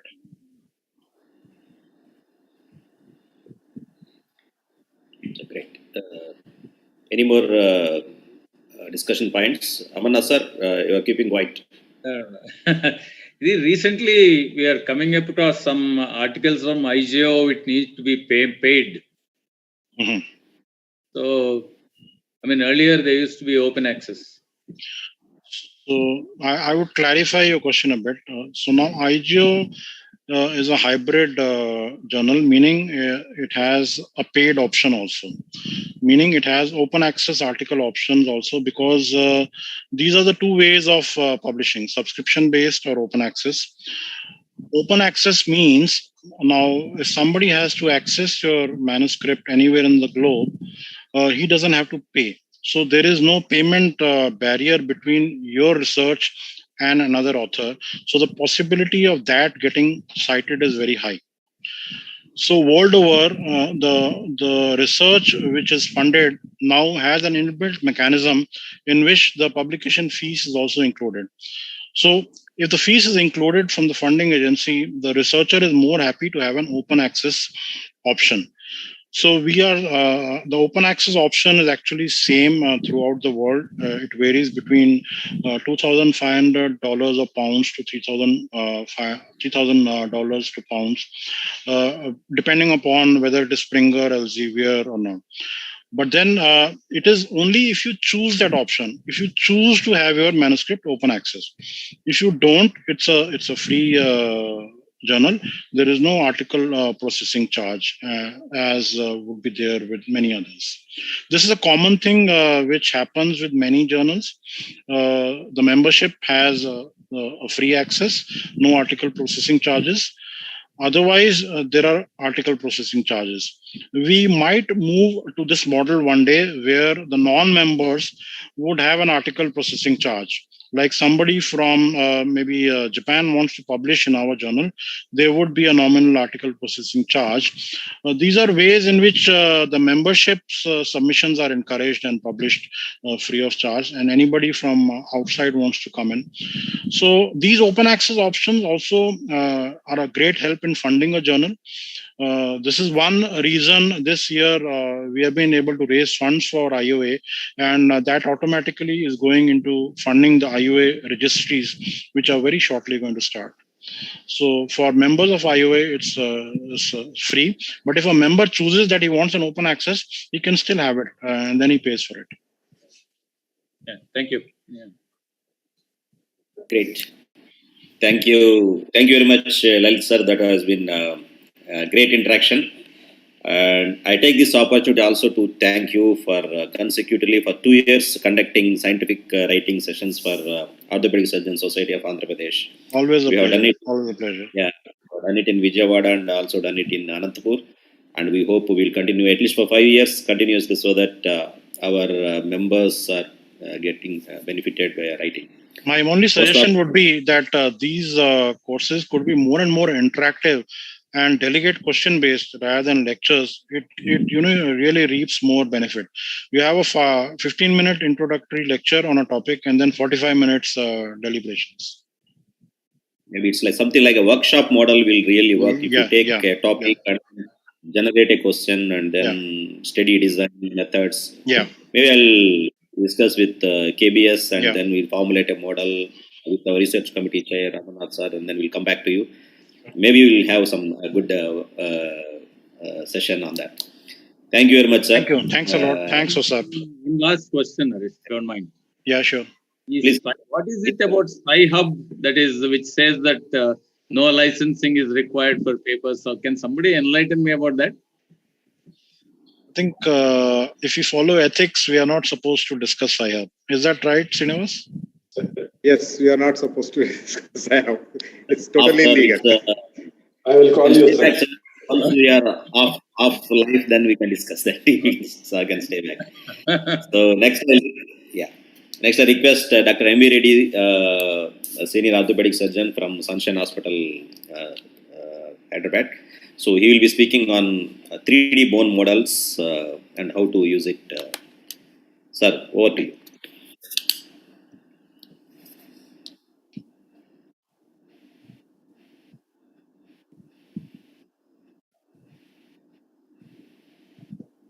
Thank you, Naresh and Durga Prasad Rao for inviting me to talk on this. You're able to hear, no? Yes. Yeah.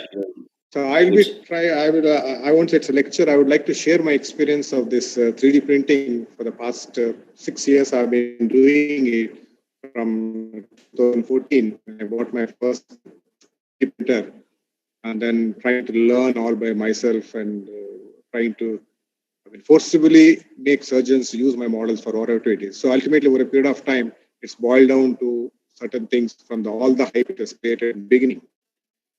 In 2015, when patents expired, almost 250 patents expired, became very common and they became very cheap. So then everybody started doing 3D printing. They take a 3D printing of house, aeroplane, heart, lungs. There's a lot of hype going on. There are a lot of journals also come out on 3D printing, and then what the future looks like, and it's a game. But I don't think so anything has happened in the last 7 years to that extent. But at the same time, it's not a technology which needs to be discarded. So I would share my experience of what the best we could use this technology and which I have used and how it helped me in all. Now, for the beginning, it's a process of making a 3 solid name.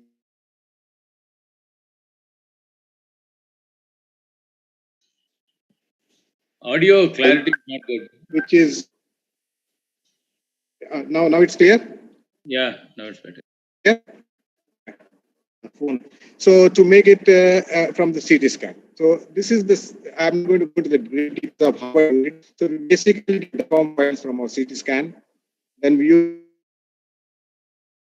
file which the printer accepts to print. So the most common format of the file which the printer accepts is what I use is a STL file or a stereolithography file. There are also other objective files. This is the easiest file. So I will not go into the details. So from a CT scan, you do a few steps and get to the file. And then you just send the file to the printer.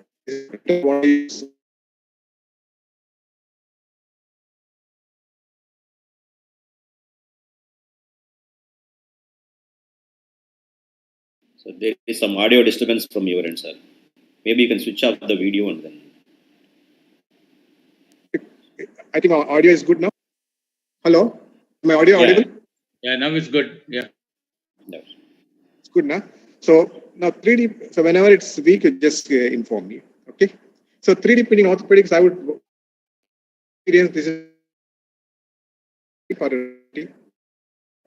it's a toy, or it's a tool really which helps us. Is it a disruptive technology where creating including a synthetic artificial bone? And are these printers safe? I still remember Professor Thuli said, whenever there's a new knowledge has come, we need to keep it in mind whether it's editorial, or it is individual promotional, or it's something imaginational, or it's credibly useful to the practice. So I'll go through the ways where I have used this and which helped me. Now, first question that came to my mind is when you make a 3D printed model, it has to be accurate both in size and shape. Otherwise, it doesn't make any sense printing a model and just being happy about it. So first thing what we did is we whole skeleton from the anatomy department, we CT scanned and printed all the bones. And then we did a morphometric measurements. And then with both morphometric board and a sensitive caliper. And then we found that the models are very accurate. The overall absolute difference, if you take a whole length of femur, there's a difference of 0.4 mm. And then they almost, I would say, they are as accurate as a marginal of 1% difference. So that first question resolved our dilemma, whether the models are accurate or not, and the models are very accurate. Then this is what we published for Indian Journal of Orthopaedics in 2018 about the error analysis and how good these models are. Now, once we had convinced the models, then I thought where we apply it. Now, these are the applications which I found useful in my last 7 years. So we use the 3D printing models for, I would say, 3T, that is teaching, training, and treatment, and through our research and rehabilitation. Now, 3D models for teaching. Now, one of the important areas which I found 3D models are useful is trying to make this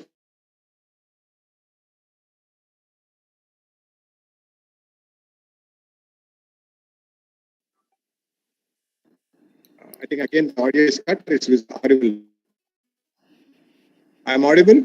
Not very clear. Ready. Now. Sir, you can see. Now it's clear. Video. Hello? So that it can be related to your video, sir.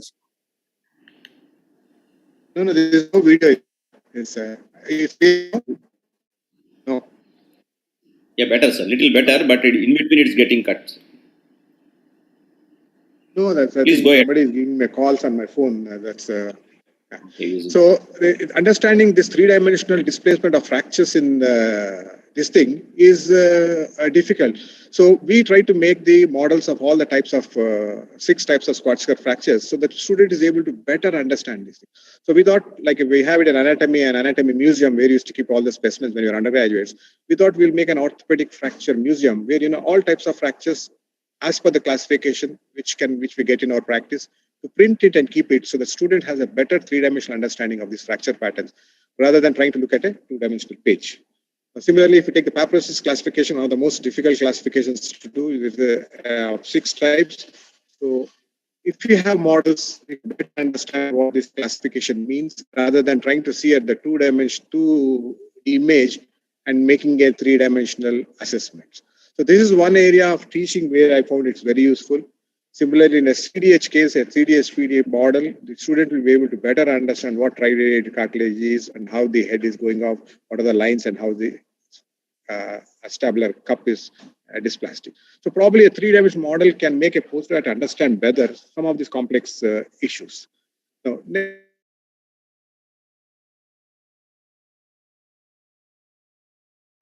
so only audio.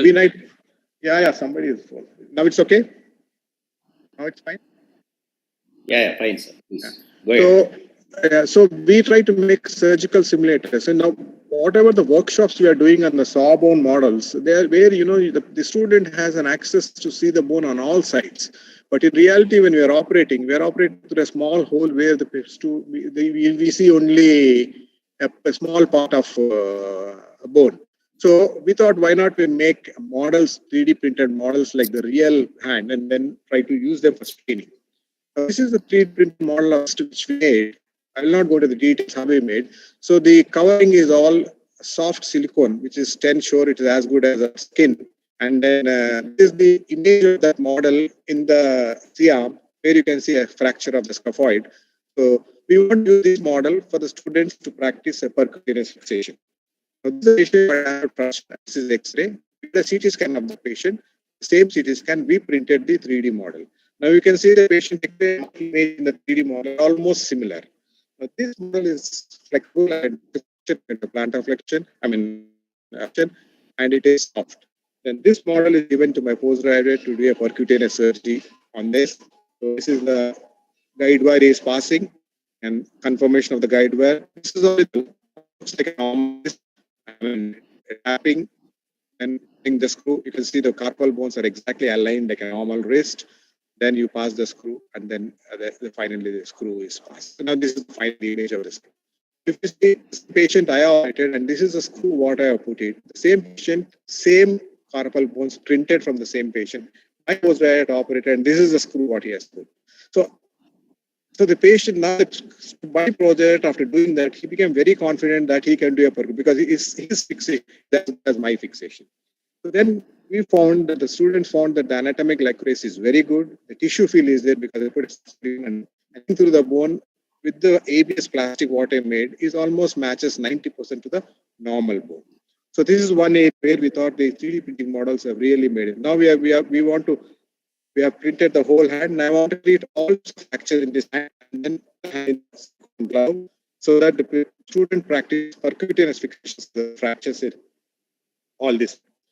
Now, we made a workshop. We get a pig model, and there's a lot of ethical issues and animal issues with that thing.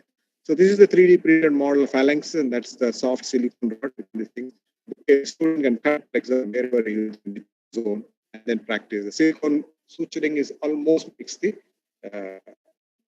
So I've used silicone. So I can conduct any amount of workshops. Now we have made 20 models of these things, and we want to conduct a workshop for the postgraduate training. This is one year where I thought useful. Similarly, in some one workshop, the organizer want 20 proximal humeruses, so I printed 20 proximal humerus and give you. And then this is a model of CTV. You can practice percutaneous stenotomy. So this is one area probably we can apply more and more 3D printed models for training of postgraduates.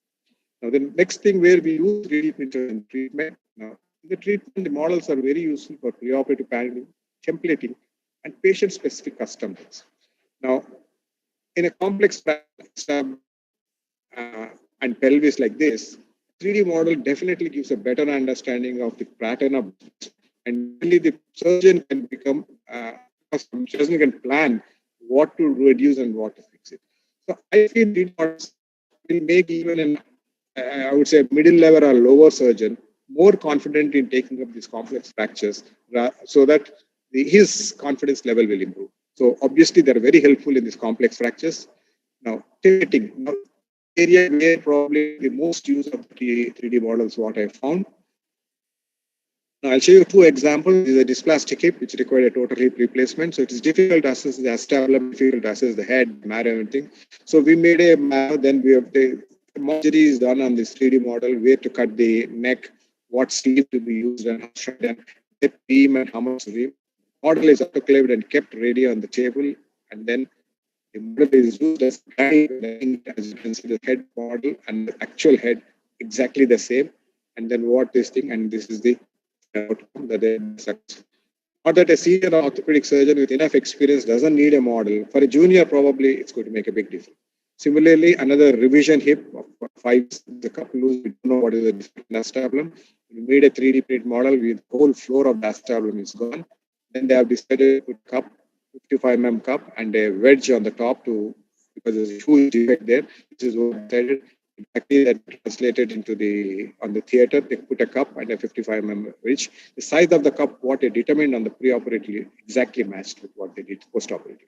So probably these are two examples like that. My hospital, about 25 surgeries we have done till now using 3D printed model for this complex revision and re-revision totally. Similarly, in ankylosing spondylitis, the models help in a great extent to determine the level of osteotomy to the severe flexion and deformity with no landmarks available. It's very difficult on the table. So the model is a great help in these cases. Similarly, we have used the models in myositis ossificans where we have determined based on the model how much of this to be excised and the relation to neurovascular bundles. Complex deformities in the spine, we use the model for real assessment and then planning of the pedicle screws. In complex foot deformities, we can do an osteotomy in the models and then see where level and what is done. These are some of, maybe a lot more can be done based on the models. Now coming to the last thing is the patient's custom specific guides.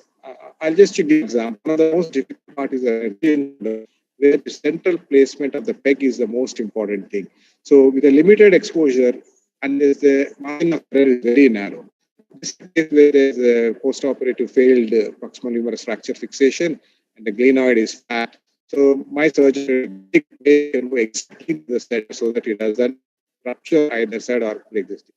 So we made a jig for him, a very small jig. It just cost about 500 rupees.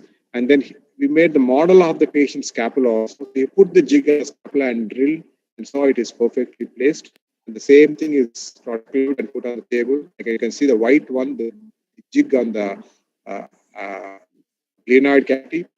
Then the base plate is made, and then so ultimately we are able to successfully place this.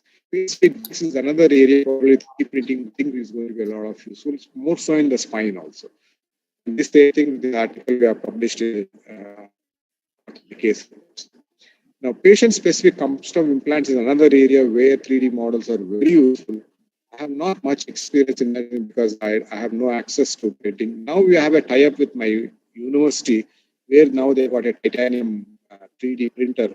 Probably in the future, maybe we'll be looking on to use this 3D printing model for implants.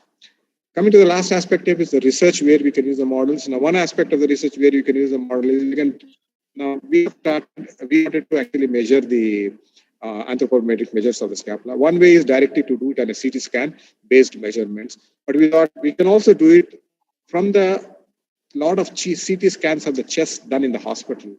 The discarded data, that is the scapulas they require. So we took the scapulas from them and we started only printing the glenoid and all those things and trying to make a lesion.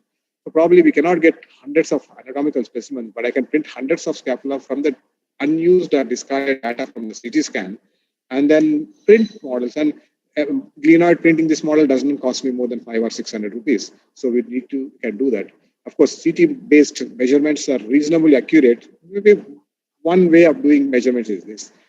Coming to last, rehabilitation. Now there's a lot of process of actually children as they grow, the child changes.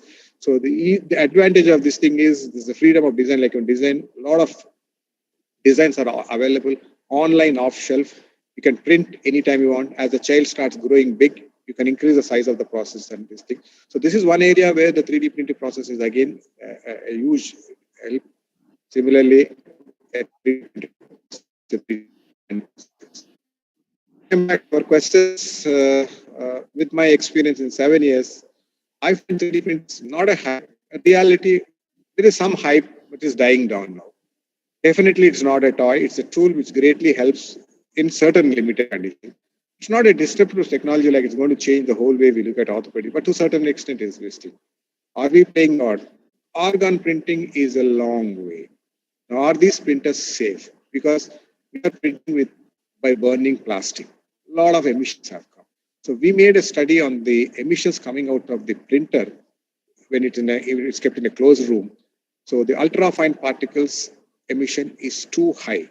But unfortunately, we don't have standards or limits of ultrafine. We only have large particles limits. So we don't know whether these particles who are inhaling, like each print takes about 6 to 8 hours. In the long term, whether it's going to land up in carcinoma or not. This is one thing we'll have to wait and see because this is only time consuming. Now, all the things with all the, this is the Gartner's arrow, which we always believe in technology. There will be an initially innovation trigger. Then there's a lot of people try to use it for a lot of things. But now we are at the middle of the fall in the peak. Probably another 4 or 5 years, it's going to be standardized and specifically used for certain things. Hype will down on when it becomes another tool or armamentarium in orthopedics practice. Now, the future, bioprinting is a lot of noise that has made. But the problem in the bioprinting is if you print an organ, it requires a blood supply and it needs to function, which as of now, we have no answer. The only organ which does not require blood supply and the function is only stability is bone. So probably the first organ we are going to print is a bone. Like we are going to print bone with hydroxyapatite 3 scaffold. Then you add stem cells to it and add both factor to it. So it is going to be living synthetic bone. So we can print it of any size and any shape. Probably this is one thing which is going to be a revolutionary change in bone grafts. We are working with IIT Hyderabad. The project has started. It probably takes 3 years for us to make a synthetic bone. So that next time when you have a bone loss, we can make the same amount of synthetic bone, which is almost like your autograft and which can be used. Thank you.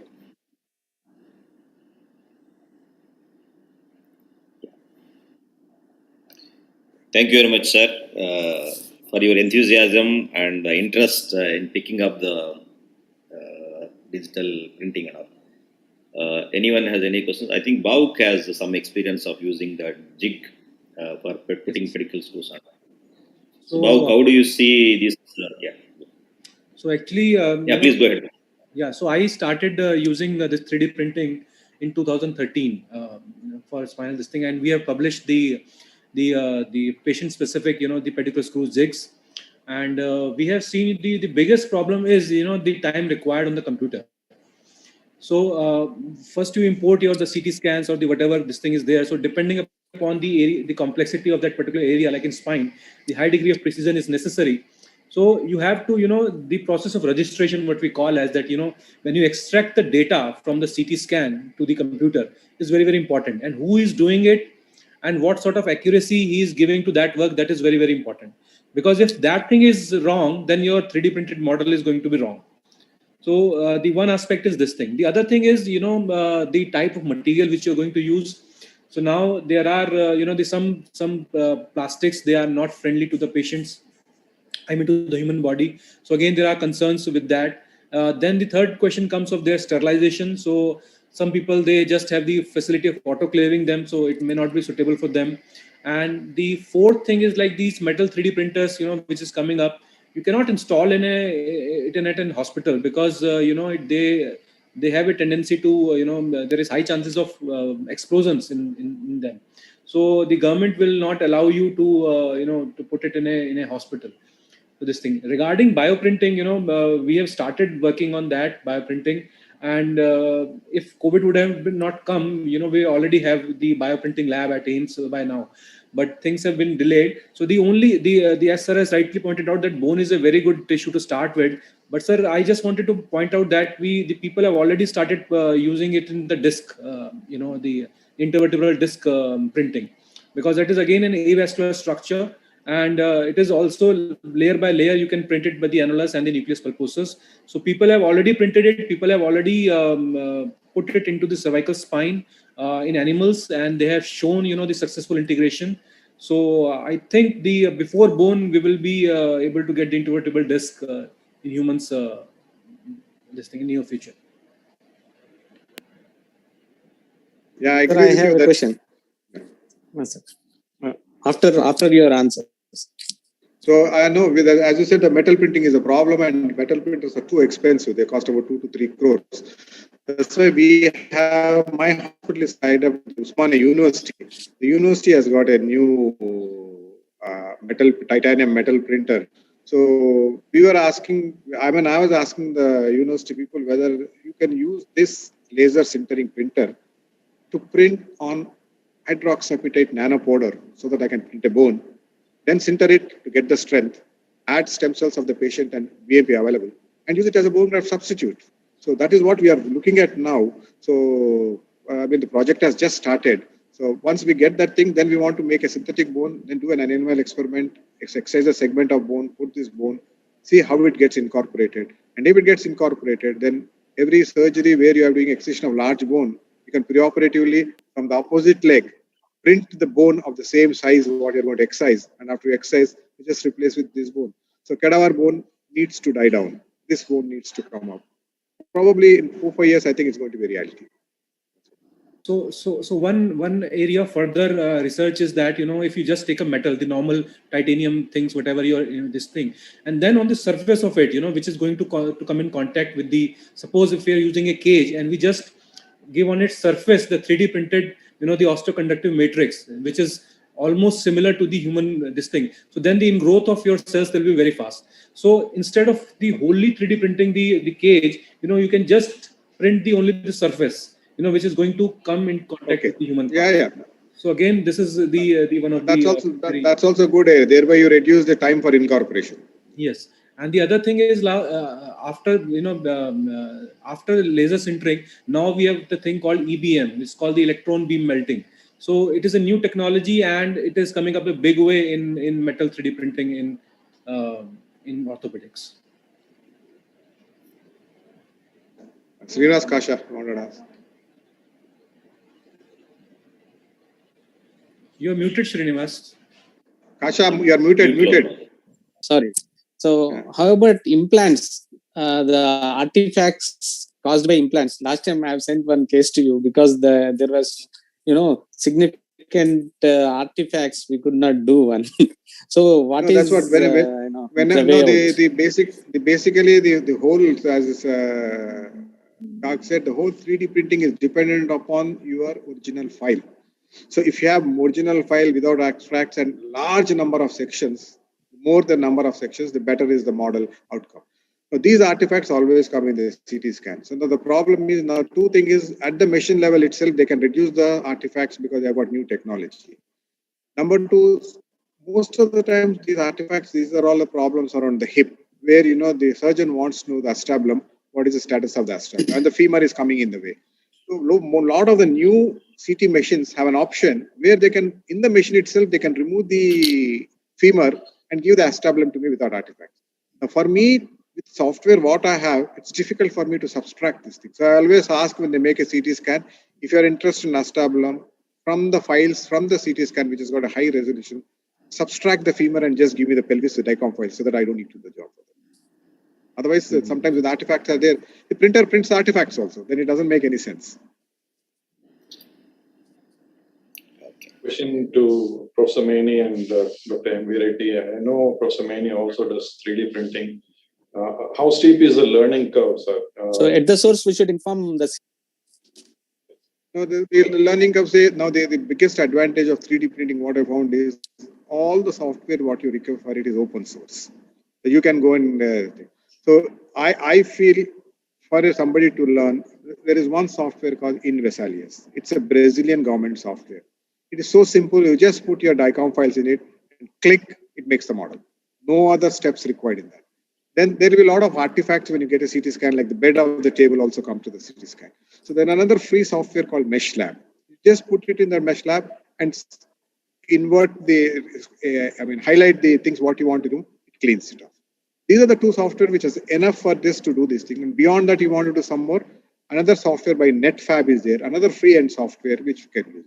The learning curve is not very great. The problem is understanding the printer and printing is difficult because a lot of times in the initial days, it doesn't print, the print falls off, then the nozzle gets, because I'm using a FDM printer. So there's a lot of issues with that.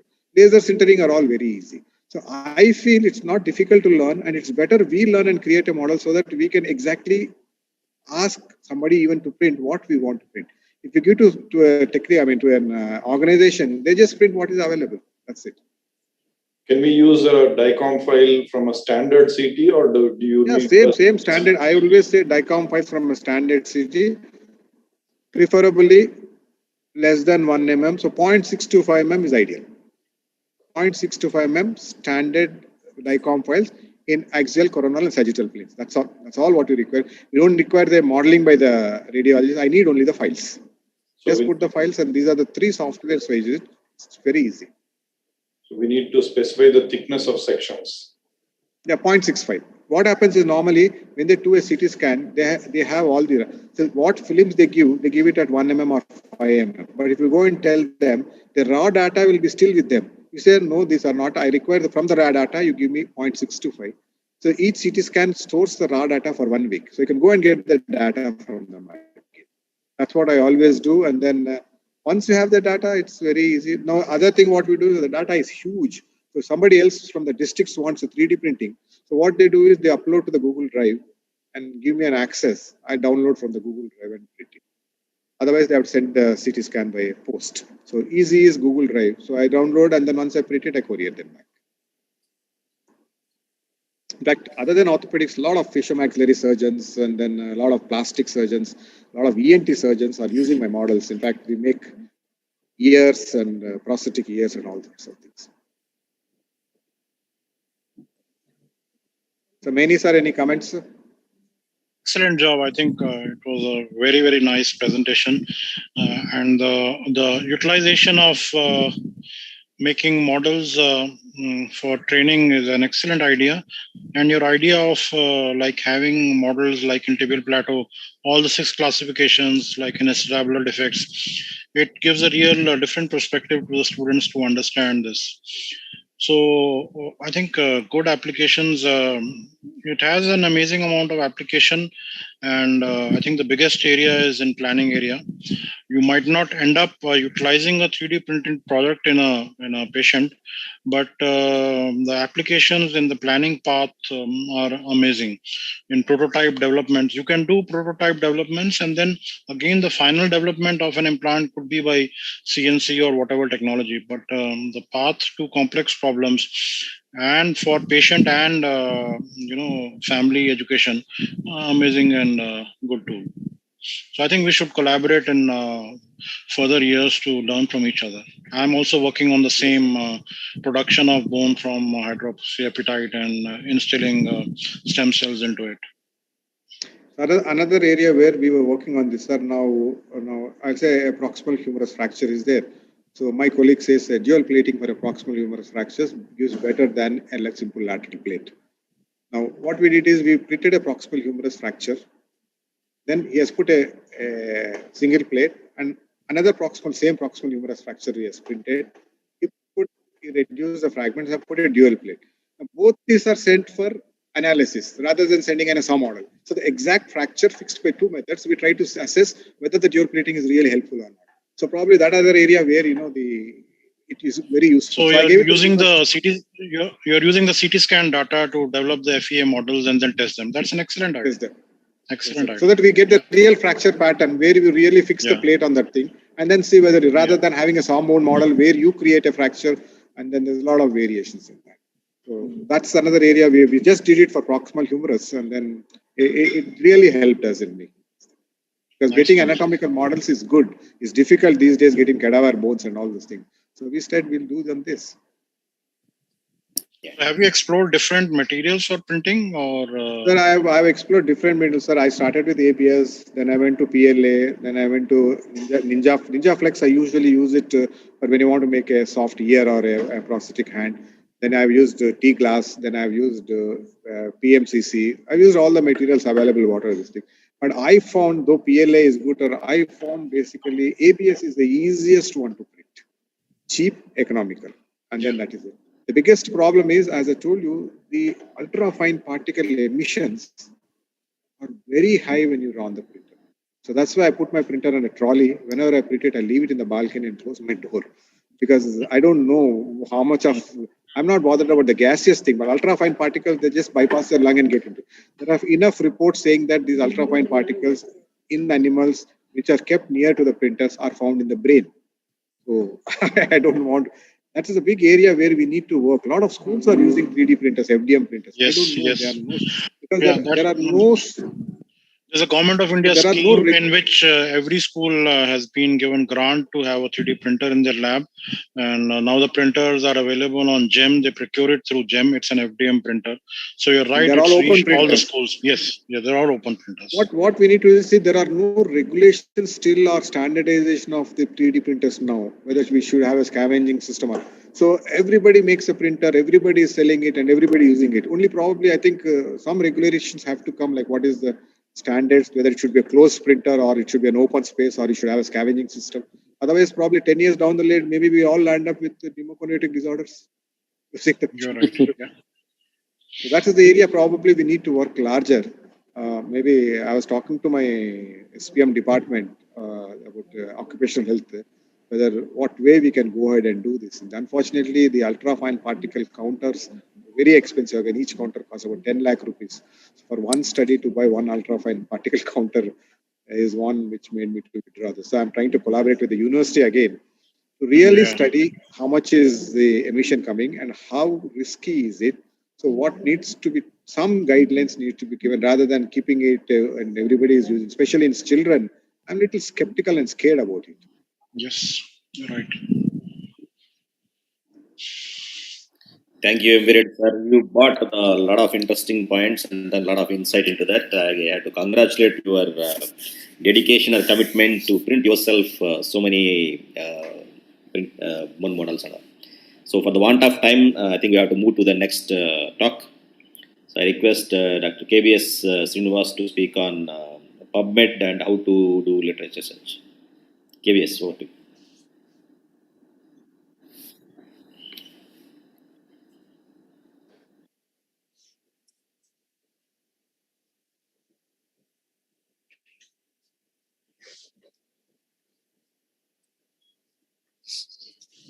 Thank you very much, sir. Good evening, everybody. I would like to thank the OSSAP President, Durga Prasad Garu, Dr. Naresh Garu, and Professor Maini for the opportunity. We will go through literature review and using PubMed to go through the literature. I'll quickly go through the literature review. It's a scientific account of what has been published on a given topic. And there are different types of reviews. A narrative review reviews literature with no fixed rules. The author decides on what references to choose for the review, and that is why it may be biased and not listed high in evidence ladder. Systematic review has to be done using fixed rules, and PRISMA guidelines dictate how a systematic review can be done. If your systematic review consists of randomized controlled trials with quantitative data, a meta-analysis may be performed. And if it contains qualitative data, a meta-synthesis may be done. The process involves gathering information about the topic, synthesizing information into a presentable summary, which should include what is known about the topic, as well as raising questions on what is not known and what is controversial, giving a path into future research into the topic. And the steps are formulating a question, what exactly we want to search for, pose a question to the search engines, ideally 3 to 4 engines to cover a wide range of literature as possible, gather references from all the search engines into an Excel file or a reference manager, then consolidate by eliminating duplicates from the multiple searches, and also filter by excluding all inappropriate ones. You should have defined exclusion criteria and exclude references based on these criteria. Once references are obtained, information from these references is synthesized. And synthesis will depend on the type of review you are doing. For a narrative review, as we have discussed, there are no particular rules. And for systematic reviews, PRISMA guidelines. The following are the medical search engines, and all except PubMed and Google Scholar require some form of subscription into the sites. Only PubMed and Google Scholar are free for use by everybody. The type of articles that you can search through are original articles, randomized controlled trials, reviews, systematic reviews, and meta-analysis. PubMed is the most commonly used search engine and is free for use for everybody.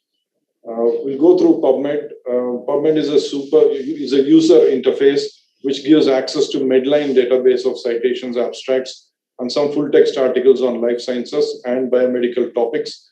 It is one of the search engines of the medical literature, and there were about 21 million citations in 2012, and currently about 32 million citations are present in the databases. And more than 37% are full free text articles. And how did it start? In 1867, John Shaw Billings was appointed at the Surgeon General's Office Library, which is currently the National Library of Medicine, to manage the journals. He started indexing them and came out with the Index Medicus. And various developments subsequently took place, like punching cards, abridged Index Medicus, Medlars, Medline, Medlars 2, and finally PubMed, which was made public in 1997.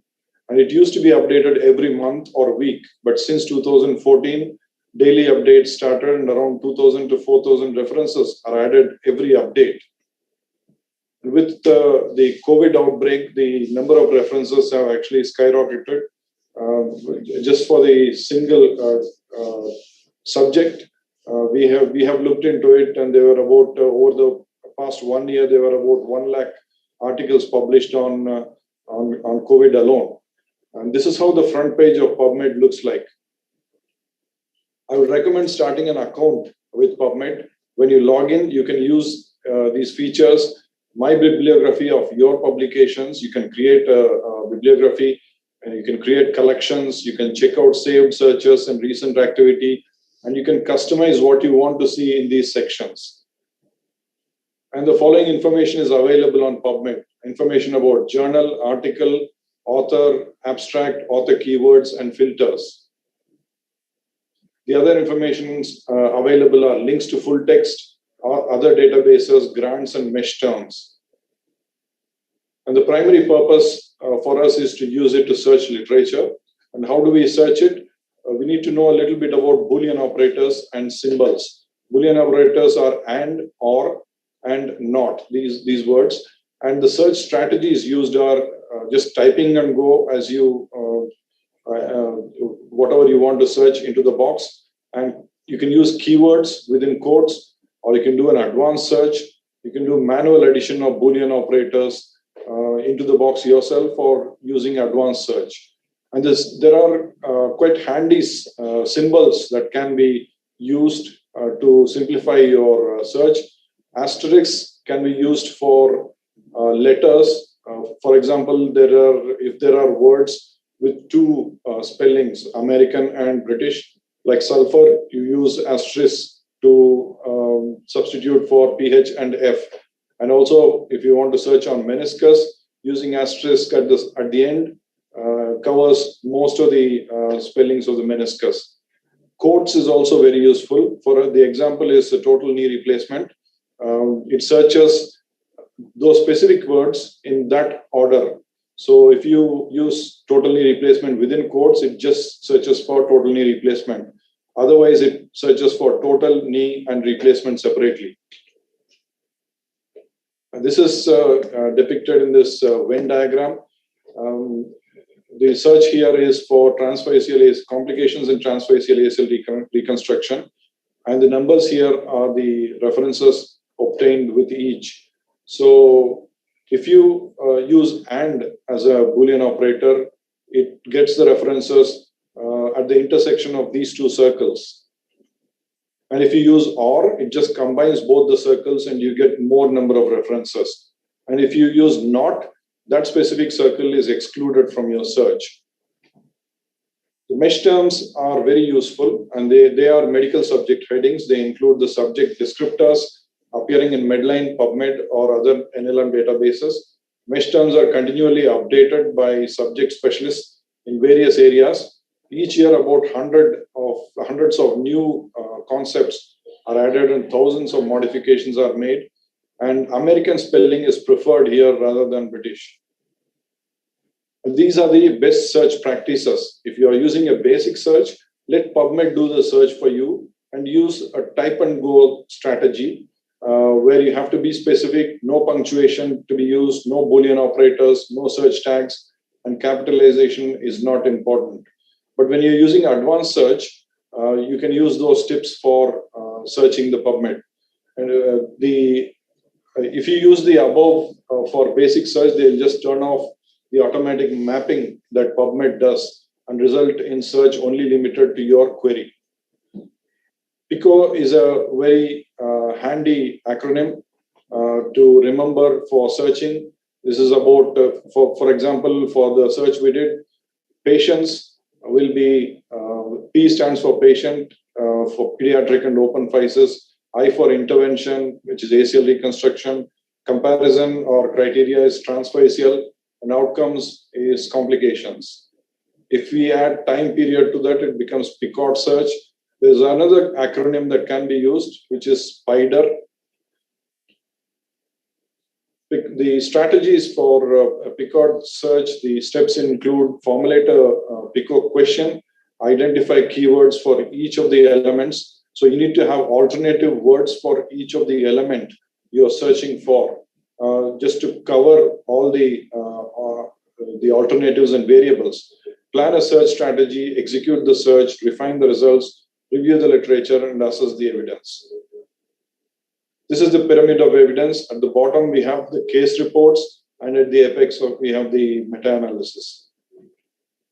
Bookshelf is a full-text archive of books, reports, databases, and other documents. A link to this and Mesh and PubMed Central is found in the lower half of the front page, below trending articles.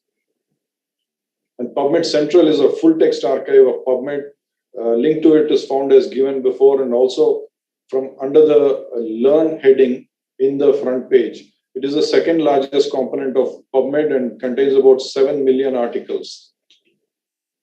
E-Utilities is for advanced users. It combines E-Utilities components to form customized data pipelines. And within these applications, it's a powerful approach for data manipulation. It's used by advanced users. It requires some knowledge in programming, so it has some rules of language to be used. It's URL based and results in XML output, and these can be processed to get data sets. And detailed discussion of this is out of the scope of this discussion. So the top tips for PubMed search are use knowledge, logic, and creativity. Remember PICO, mesh terms, and start with a good research question. Remember these from PICO, population, intervention, comparison, and outcome, and have several terms and synonyms ready for each of the components, and beware of UK and US spellings for the terms. Thank you very much.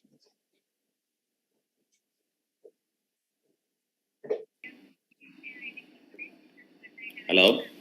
Yeah. Thank you, KVS, for that nice talk. It's very useful. Most of the times we'll end up in searching too many things and end up in not finding what we exactly need. So anyone wants to pose a question to KVS Srinivas?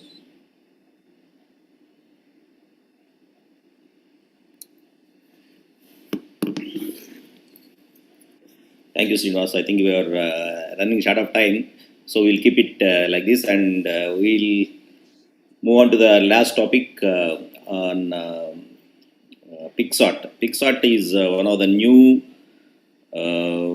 image-based EMR software exclusively developed for orthopedics. We just downloaded and started using it. It looks like it has got a lot of potential to use it in a daily practice for a regular orthopedic surgeon. Srinivas Kasha has been one of the initial users of these things, and he has been using this for a long time and effectively. I request Dr. Srinivas to give a lecture on PicsArt, how it changed his practice. And we also have the representatives from PicsArt. If anything technical we need, we can ask them at the end of the presentation. Srinivas, please go ahead.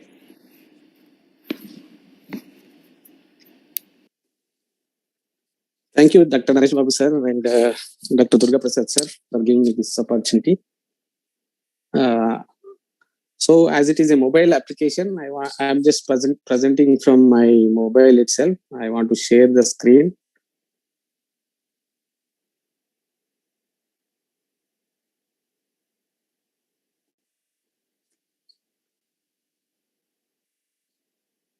Hope I am.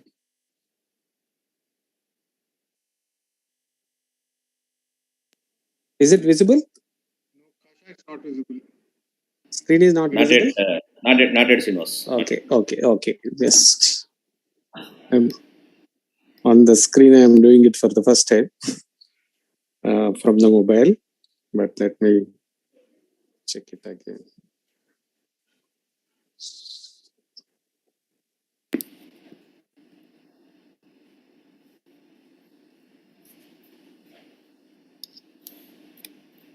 I saw you logged in two places, Srinivas. Yeah. Now we are able to see. Yeah. Yes. Thanks. Is that visible? Yeah. Very much. Please go ahead. Right.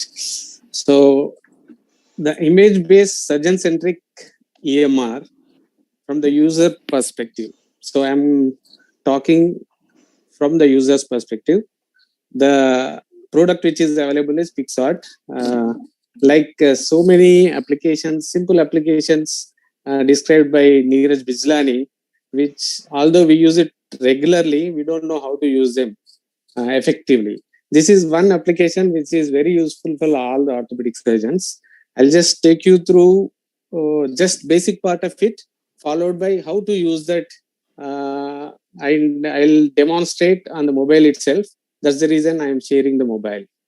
So disclaimer is I am one of the PicsArt clinical advisors, and so I'm going to discuss on importance of clinical data management, challenges in Indian scenario, why surgeon-centric, and what is image-based EMR, and how to use PicsArt app, which I'm going to demonstrate, and the medico-legal aspects of it. So as after a big session on how to present a paper by Mayani sir and PubMed research by Dr. Srinivas and all the previous speakers. So all of us know that clinical work is equally important to the documentation, and of course, analysis of that will bring out your publication. The issue in our scenario is, we do a lot of clinical work. Most of the orthopedic surgeons in India do a lot of clinical work. The documentation is very minimal.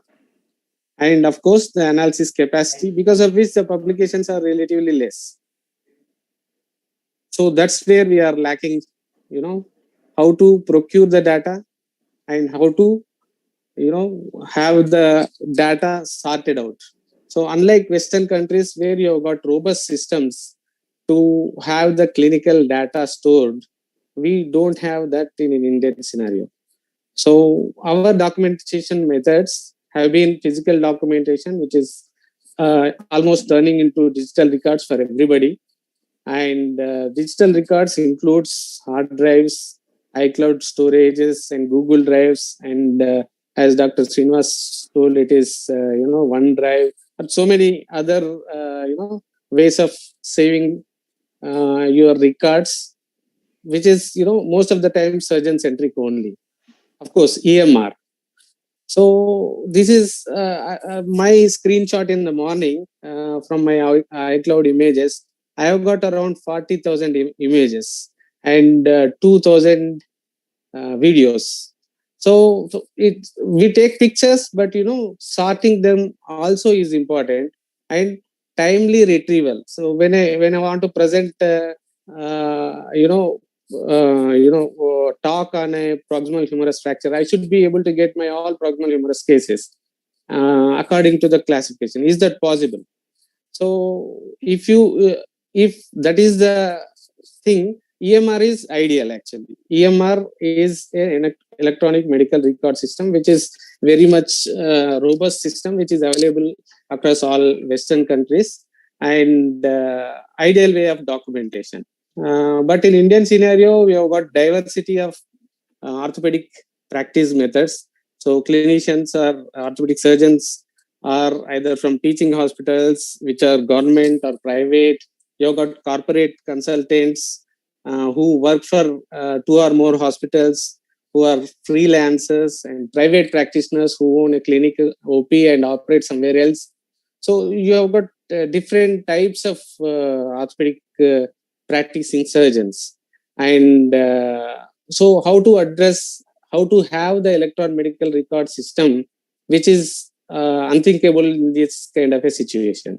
And of course, EMR, although it is present in big hospitals and corporate hospitals, it's expensive and not practical in Indian scenario. If you see all the big hospitals, you've got EMRs, but the compliance is an issue, as lack of time for the clinician to have this EMR use. And surgeons sometimes practice in more than one place. And another thing is, what if surgeon changes a hospital? Say I'm working for KIMS Hospital for the last 12 years, and all the data we have got our EMR system or existing systems, which are different from hospital to hospital. But what if I change the hospital? So I don't have an access to the same clinical data. So that is the issue. To address this, there is a need for surgeon-centric EMR. So is that possible? So this is one article came in BMJ Open, International Variations in Primary Care Physician Consultation Time. So it is said that in first world countries, it is around 20 minutes, whereas in the hands of busy practitioners or, where busy orthopedic work is done, it is almost 2 minutes in Indian scenario.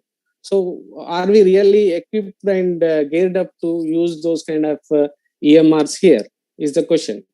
So that's where exactly the image-based EMR comes into picture. This is an orthopedician is nothing without X-rays and images, as all of us know. So everything works on images, and most of clinical follow-ups and presentations, everything includes images in case of orthopedic surgeons. So there is a surgeon-centric application, mobile application, which is needed, that is provided by this particular PixArt. So in this, you got options to have surgical planning, clinical validations. You can have the medical legal aspects covered by having the consenting and documentation in a proper way of the complex cases or the regular cases itself, and practice assessment. So over a period of time, and you have a very good scope for the publication because you have the data, which is sorted out. And of course, conferences and CME presentation and patient database management. Let me just, this is one solution for surgeons that simplifies the experience of managing, organizing the patient clinical data through using mobile and web application. So, and is my data safe in this? So let me just share what exactly the PixArt is going to be from now. Sorry.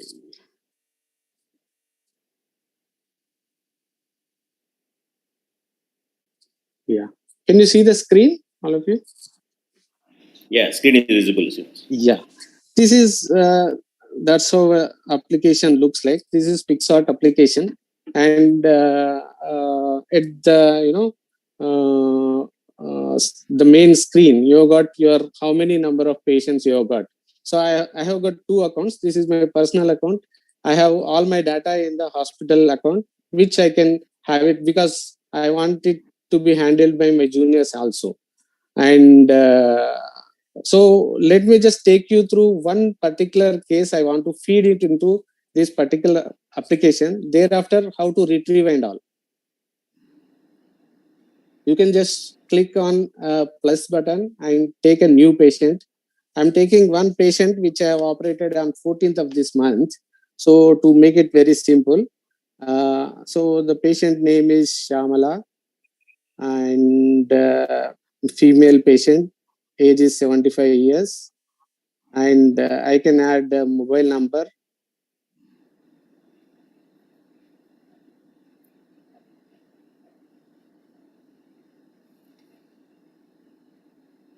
And you can choose the comorbidities, if at all, if you are, say, these are not, if you want to use it for future research purposes, or if you already have planned some study, then you can choose in those terms. But if you lack term, if you want to do it in the OPD, you can just go ahead and proceed. And you got to choose the specialty, whether it is adult trauma, pediatric trauma, dislocation, periprosthetic fracture, arthroplasty, arthroscopy, spine, tumors, or you got miscellaneous. These are the main areas of diagnosis. Let me take adult trauma in this case, and you got these pictures pops out, and you can choose the area of interest or where you want to put your diagnosis in. I am taking an intertrochanteric fracture in this case, so that is the femur. In femur, you have got proximal femur, femoral shaft and distal femur. I am interested in proximal femur, and you can, in the proximal femur, you have AO type of diagnosis which is available. So trochanteric region fracture, that is 3 is femur, 1 is proximal, and A is trochanteric region, and 3-1B is neck region, and 3-1C is your head region. Let us see a trochanteric region fracture, and you have got simple trochanteric fracture 3-1A1, multifragmentary pertrochanteric fracture 3-1A2. So I am choosing multifragmentary pertrochanteric fracture and add the diagnosis, and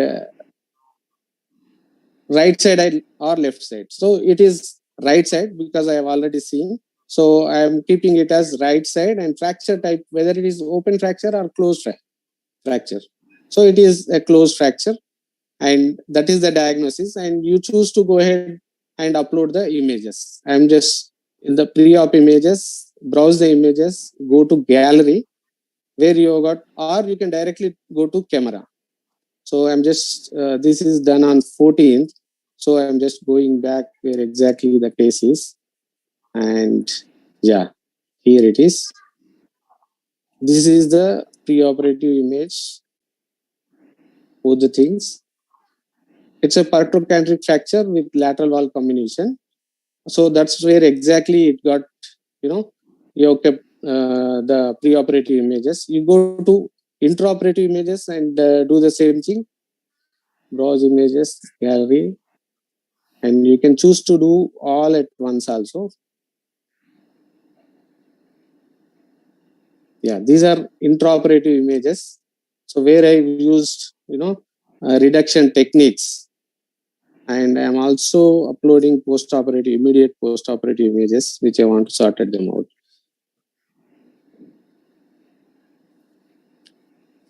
It encrypts at this stage because, this is these are the images which I have used during surgery. I had to use a collinear clamp to get the reduction. And then I have used PFN A2 in this helical blade. And these three images are going to be post-operative. So I'm shifting them to post-op. So whenever, if you go and see, this is going to be, I want to keep the surgery date, which is on 14th. I have done this. And whenever patient comes in the future for follow-up, so we'll be adding the date, adding the same image, and that will go to the particular folder. Now you can see preoperative, intraoperative, and postoperative according to the diagnosis. Let me just take you through adding the case for the follow-up. So I recently have come across one follow-up whose I'll take you through images itself. So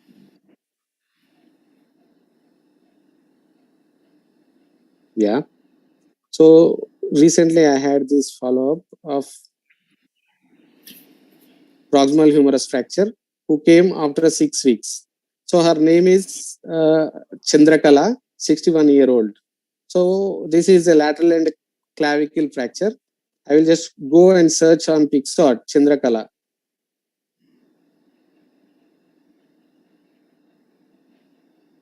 You can search by name, you can search by diagnosis, you can search by phone number also. So I'm just searching by name.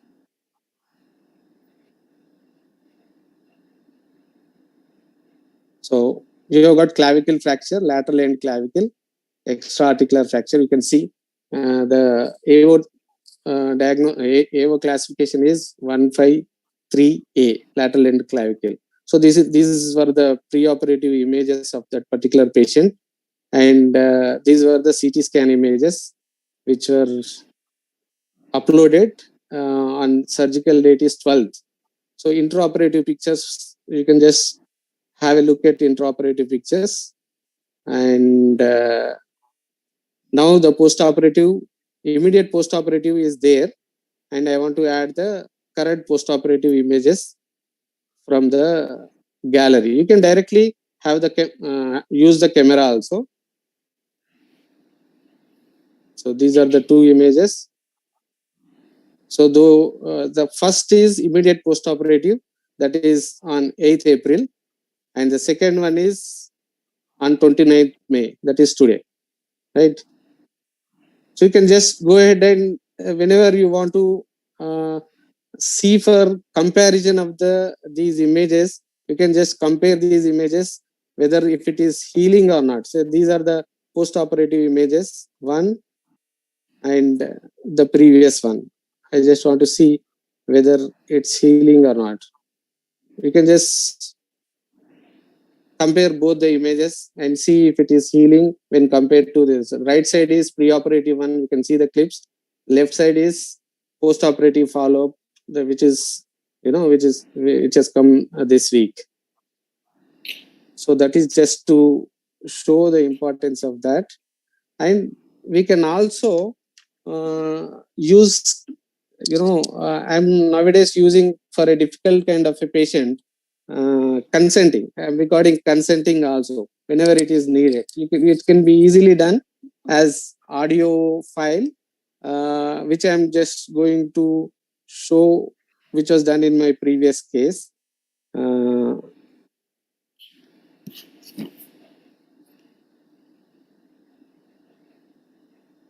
This is the previous patient. Yeah.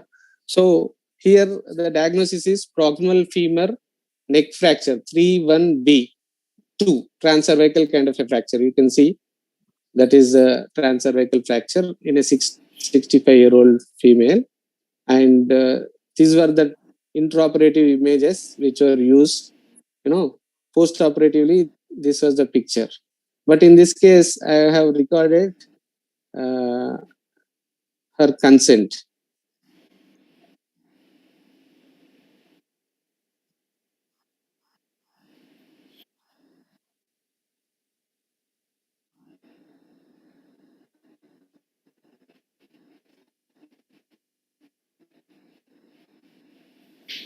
So that was the video consent which I took for, as she had a lot of comorbidities. She was a high risk case for the surgery. So the one which I am explaining during just before the surgery, you can see the video there. This is how it moves, and that's how it looks. For her. So similarly, any of consent, any ways of consent, let it be a picture of consent form signed, let it be audio consent, all these things can be used while in the intraoperative folder, which can be saved for the lifetime. And another thing is you can just go back to your system. Since it is, it's going to store on iCloud, you can just go back to your system and see it there in the laptop or your iPad. And whenever it is needed, you can retrieve all the data and store it or back it up in the computer or laptop itself. So I'll just search according to implants which are used. I have used a TFN with augmentation, one case where I want to just type TFN, or augmentation is rare procedure. I just want to type augmentation. So this is one patient where the patient is around 75-80-year-old with significant osteoporosis. So you can see that, and intertrochanteric fracture. In that case, I have used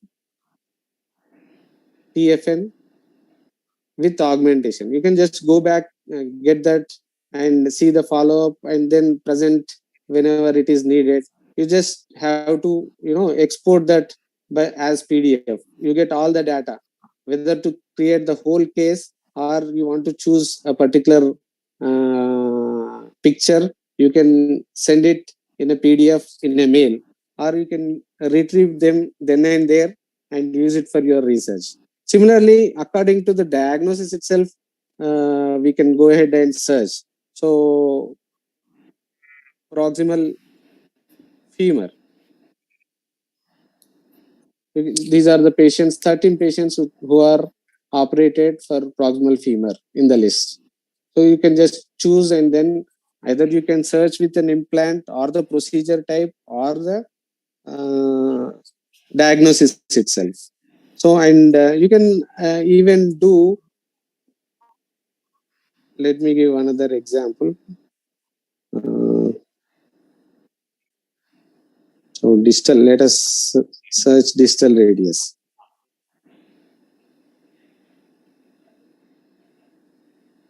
Okay. Yeah. This particular patient, if you when you get a recent follow-up, so this was the comminuted distal radius fracture with distal ulna fracture, which was operated with radius plate as well as ulna plating was done in this case, and that was his follow-up. But you just do, when you want to share it in a presentation, you can just, or compare, you can just click on the image and then edit the image. So you can just put a mask on the patient so that you can present it whenever, even during saving the image itself, you can do that.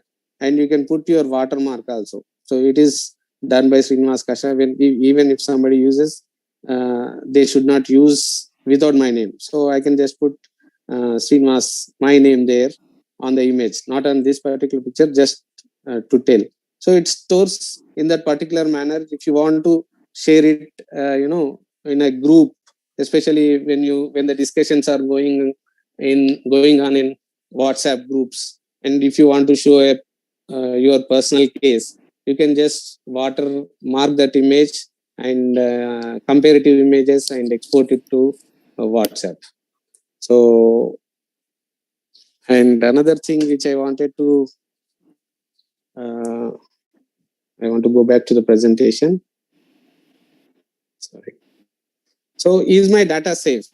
In this PixArt, so it is developed by Hyderabad-based T-Hub Initiative and ISB, and it is a Amazon server base which is HIPAA compliant, and it's like a WhatsApp encryption. You can see your data. You can only see your data. So although it is there in the cloud, nobody can have access. Something like a WhatsApp. When it comes back to your account, whether it is in the laptop or in your mobile, then only you can see it. Nobody else can see these images. And whenever you want, you can back it up, all the patient data directly into your system. So in conclusion, it is easy, handy. Cloud storage can upload from mobile and access from the computer. So it takes hardly few seconds.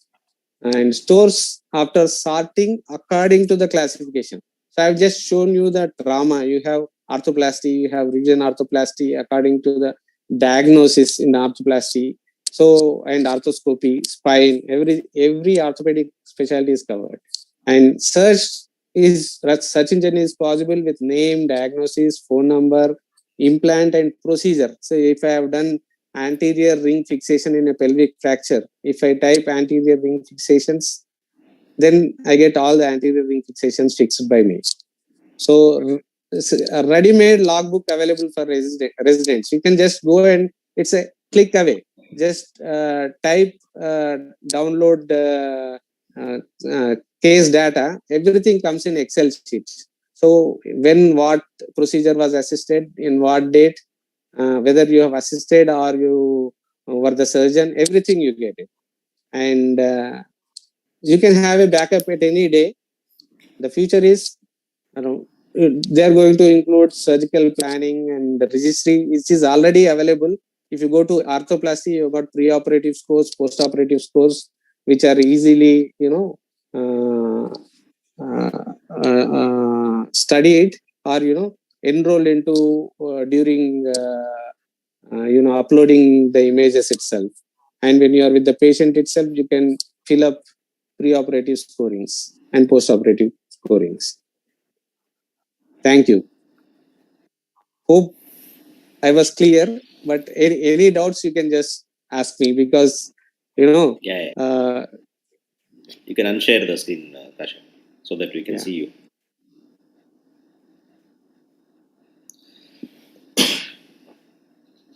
Dr. Srinivas, I have a lot of questions. Question number one is, can you tell me that I saw that if you're putting the photographs today, and what about my older patients? So I want to keep the database of my old patients whom I operated 1 month back or maybe 1 year back. I want to put it in PixArt. That is where I'm having the trouble. So how do I classify that then?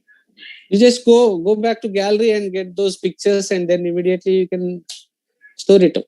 So what I do is, the problem with I use iPhone, and my data is whatever 40,000 images I presented are there in iCloud. So they are not sorted out.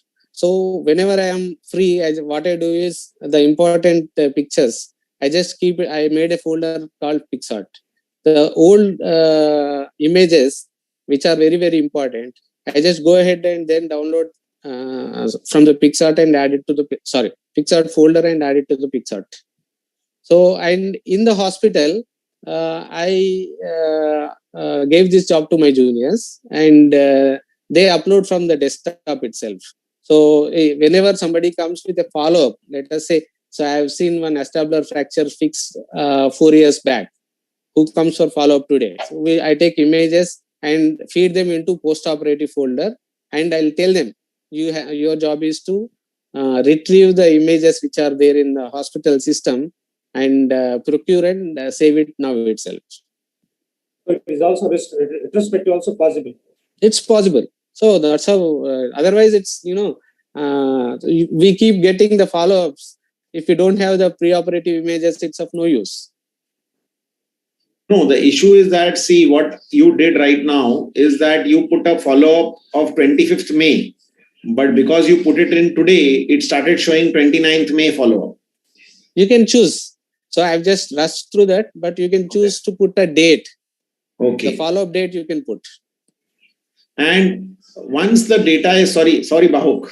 I have done the webinar on this, and I have given a lot of feedback for this software, which I think he has improved a lot in the last 1 year, I can tell. Correct. So there is one, where is the data stored? Means once it is uploaded onto Pixart, after that, if I want to retrieve all the photographs, and I decide that after 1 year, I'm not happy with Pixart, I have now got a better software to use. So can I retrieve all the photographs case-wise, or I will have to get it messed up? No, absolutely. Now itself you can retrieve all the data. The thing is, see, whatever data we are feeding it now, and you asked the first question, where is it going to store? Yeah. So it stores in the mobile as thumbnail, which takes very minimal storage capacity. And most of it goes to the cloud. And it's stored in cloud, but you are not happy with the Pixart. Or, you have a doubt that something might go wrong, So any day you can just save all the backup to your computer, which comes as a, individual folder. Let us say if it is femur, so you get femur, proximal, shaft and distal, and patient names you get it. So in the name folder, you'll get the data. Okay, that's very good. Yeah, Bhav, you can go ahead. So, I am collecting so if you are collecting photographs, say for the last 2-3 years or 4 years, it's okay. I am collecting photographs since 2002 when I purchased my first digital photograph. So now the size of my images alone, no videos, is around 4 terabytes. Right. So there is no iCloud service which is providing me 4 terabytes space now. Okay, and if you try to this thing, then they ask about something, the unimaginable amount of this thing, 2 lakh rupees or 3 lakh rupees per year or sort of things. So my biggest concern about using these softwares is this thing. So, for the last 1 year, I was in this thing that how should I, this thing. So I researched, and I have my own method of storing this thing, patient data. If somebody is interested, I can show it. So what I have done, I have purchased a NAS system, what we call as a Network Associated Storage System. It is in my office. It is a 40 terabyte space, and it's my own cloud. Right. So all my data is synced with it. I can access it from anywhere. So my biggest apprehension is because after 5 years, the storing photographs and these the iCloud or this thing, they will ask for huge money. And I'm sure this Pixart, once they will see that you have so much data, then they will also start asking money after 1 to 2 years. No, now it is clear. Now it is free, but it's going to be charged, obviously. Yes. That is known. And depending upon your data, they will ask huge money. Correct. And another thing is, which you mentioned, see, I have data since 2002. So all in my digital camera. But the thing is, one issue, I had crashed in 2009. So I lost all the, most of the images, so which I have stored.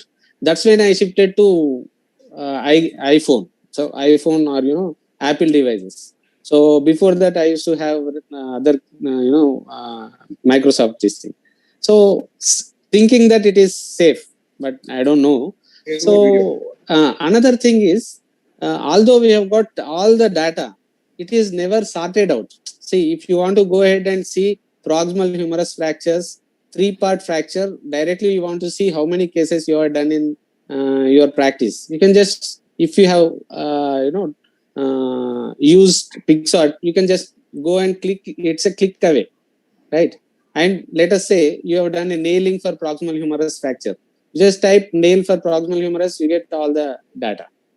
So it's a sorted out thing. It's not just storing it. How do I store? How do I store data? Yeah, please, Bhavik, you can show it. Absolutely. So I'm just If sharing. people are there, you can ask the IP rights for them if they are going to. So I have they are watching you. My desktop. Yeah. So this is like, which I'm doing for the last this thing. So this is my archives. So I have sorted out, the different classifications. Suppose I go to spine and I want to see my scoliosis patients. So they are all sorted out, scoliosis. Again, I want to see my congenital ones. So again, these are the patients which are there for congenital ones, which I have operated. And in 2019, I have operated these patients. I want to see the follow-ups. So that's how I do it. I spend 1 hour every week on this thing. So, but this is all, everything is sorted out. Everything is sorted out. So just like the same I used to do, just like this. So, and once it is crashed, I lost all my data. So I always keep 4 copies. So I always keep always keep every 3 months copies. I keep it synchronized. I keep on synchronizing, and now I have NAS system. So this thing is synchronized there. So everything gets keep on synchronizing on the NAS system. Another when you have huge data, right? Absolutely. But one thing I want to comment on this is it takes time when you do that, but it's a robust system which you are using. And search engine is something, when you want to search a particular thing, it is relatively difficult. You can go back there, and when you start images, let us say the one which you have operated in 2008 and now comes for follow-up. So you have to go back there and then find out that and then use that. Here it is relatively easy. That's what it is. So I also keep the Excel sheet for every year. Like this is 2020's one. So I keep different categories. So I have a register in my operation theater. So everything, there are the same columns are there. The pages are there. So one of my resident, he enters after every case. And then one of my research assistant, he enters in the Excel sheet. So this is how, I'm keeping it. Everything is there. So everything is on this thing, digital format. Is the size of your image the same as size of your image in cloud, the same as the size in your phone? Yeah, it goes as same capacity. But when it stores in the application, it's just a thumbnail. It's a very minimal thing. So if you're using a lot of videos, then your the size in your cloud becomes much higher, isn't it? You're right. So at this stage, for videos they have given very minimal amount of space. So although for images they have given full storage capacity, once it is charged, probably the videos thing should be sorted out. So they compress the videos. Yeah. So can I ask a question, Dr. Kasha? Yes, sir. Please go ahead. I think very impressive presentation and looks to be a good software. You mentioned 2 things. One was logbook and the other was registry. Are they already working on these, or they are looking to develop these 2 things? Logbook is already there. If postgraduate is uses for these 3 years period, so you can just click it and then you get all in Excel sheet. So what are the procedures he has assisted? What are all the things? Everything with time they get it. So that is logbook. Experience. But registry is the future. They have to work on it. And where are they based? Is it an Indian-based company or? Yeah, it's Hyderabad-based company. Why I'm asking this is Indian Orthopaedic Association is entering into developing registries for our members. So do you think Pixart would be interested in sort of bidding and showing their strength, whether they are capable? Absolutely, sir. I'll put a word to the founder. So I'll connect with you after this webinar and let's discuss it out. Sure. I think Kasha, Mohit is also logged in, I guess. Mohit is here? Yeah, Mohit is in the group. I asked him to be here. Good evening, sir. I did not wanted to disturb you guys in between. No, Mohit, evening, everybody. To give royalty to OSSAP if you get a deal from IGO. Of course, sir. The royalty it is to every orthopedic surgeon in every society, sir. Yeah. Our service is the royalty, sir. No, we were in the executive committee meeting last week. I think President was proposing we need to have something like a registry. That's what Professor Lalit Miyani has been discussing. So sir, you can speak to him, sir. Yeah, I think we'll discuss after the webinar. I'll connect with him and I'll talk it out. Sure, sir. So it looks like the app is very good for regular orthopedic surgeon. It's very good for a regular orthopedic surgeon. If you're doing a high quality research like what Bhavuk is saying, so 4 TB data, maybe we need to have a specialized package and do other things. But it's actually instills a mindset in a orthopedic surgeon that you need to sort out, you need to save and doing the things. So only thing what is missing. Of course, sir. Sorry, please go ahead, sir. Yeah, Mohit. Sorry, please go ahead, sir. Yeah, you can mute yourself, Mohit. No problem. The only place where we are lacking compared to the EMR is entering the data and surgical procedures, notes, case sheet, and clinical findings.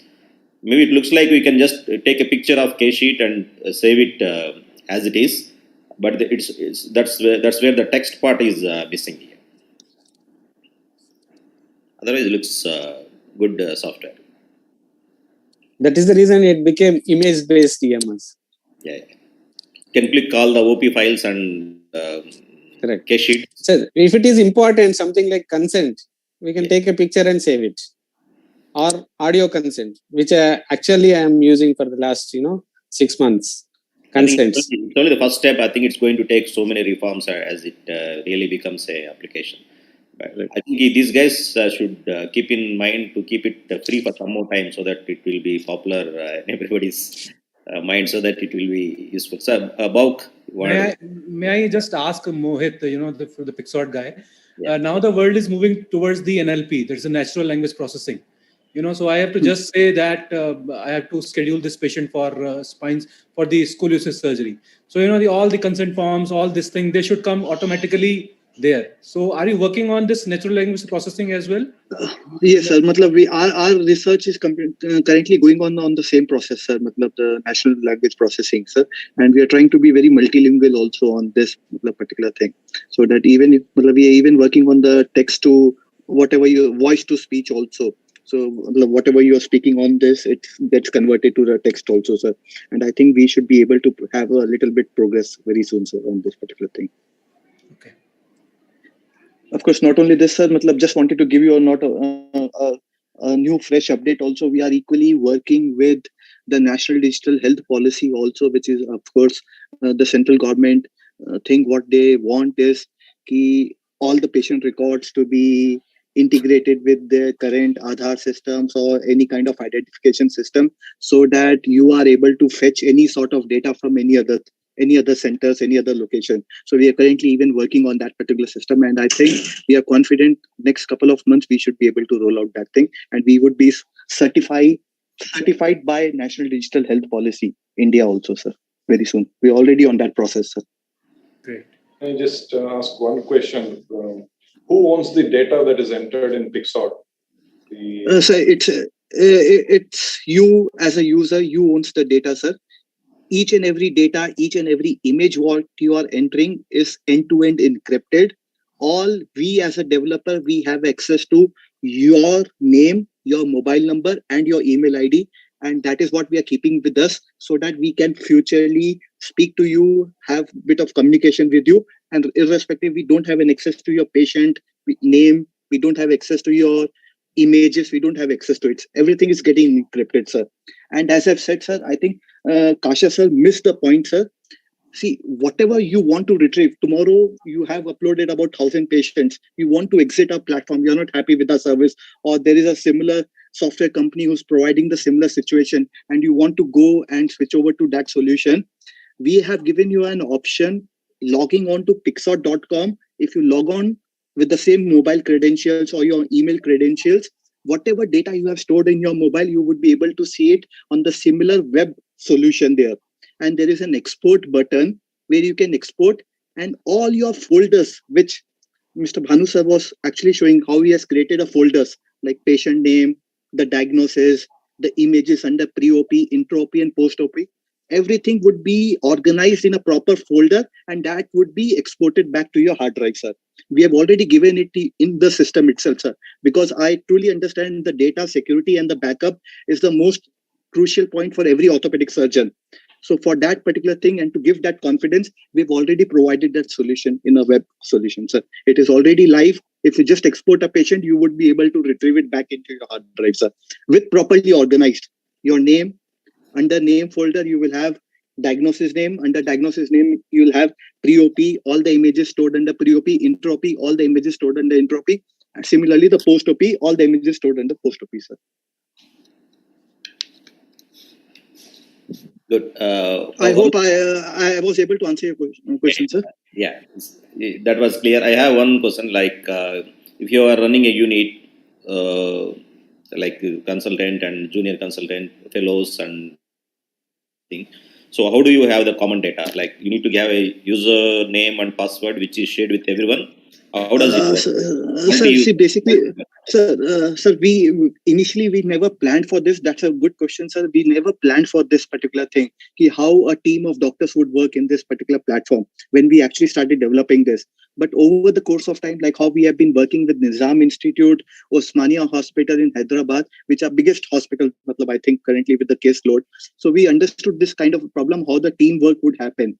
So what we are currently working on is working on a team feature, sir, where a senior orthopedic surgeon can be an admin and he can delegate roles to his team members, where they can be just one who can upload images, and admin would always have the rights to see their data, and whatever the juniors are, they would only have the rights to upload images and they can't retrieve those images back in the system.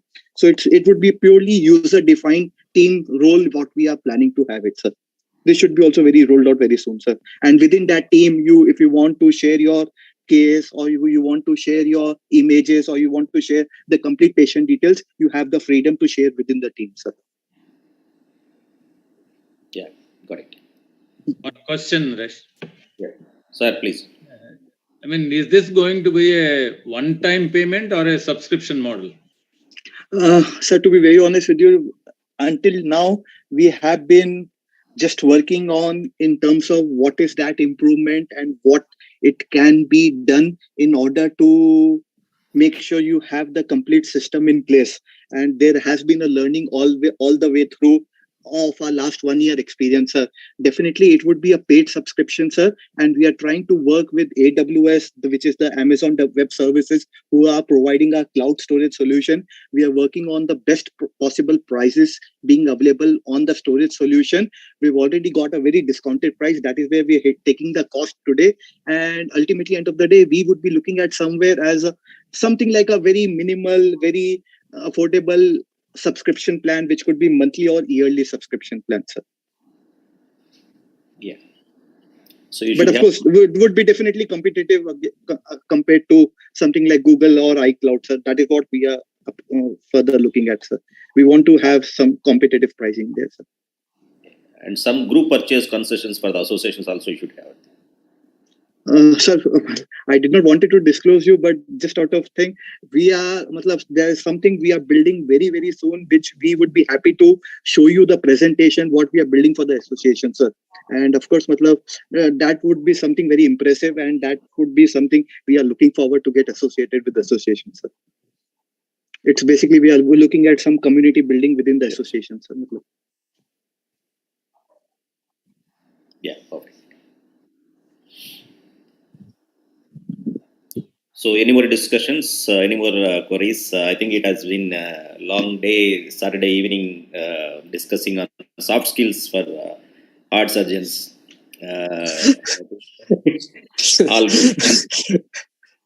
All good things must come to an end sometime. And it's a wonderful, after a long time, we have been igniting our minds how to do research and how to present a paper and the 3D models and software apps, what we have, how to better utilize them, and literature research, and then the new EMR software and how to publish. And we had a very rare opportunity to have a conversation with Editor-in-Chief of Indian Journal of Orthopaedics, Lalit sir. So on behalf of Durga sir, on behalf of orthopedic surgeons of Andhra Pradesh, I thank wholeheartedly for all the faculty for sparing time, and it's been a very enlightening evening. I request our President Dr. Durga Prasad sir to speak few words, and then we will end the live session. If you want to stay back, you can stay back. Sir, you are muted, sir. Please unmute yourself. Thank you, all the speakers, and we have a very good interaction and among ourselves. And I hope this will be useful to our members. We should come out with very good papers in future with these inputs. Thank you all. Thank you all the speakers. Thank you very much. So at the end, I would like to also thank our sponsor Johnson for hosting the meeting. So thank you all for staying back and listening to the webinar. All the members, stay safe, and we are ending the live session. Lokesh, you can end the live session. So we are offline now, sir. You can discuss whatever you want. If you have time, still, if you're not hungry. Lalit sir, thank you so much. Thank you so much. Pleasure. I think it was a very, very igniting and learning evening. So many different things put into one bowl, and a nice selection of topics and nice discussions. I think we didn't mind going over time. I suppose your delegates would bear with this. How you have said two apps? I think there is one app on language. I forgot to note. Print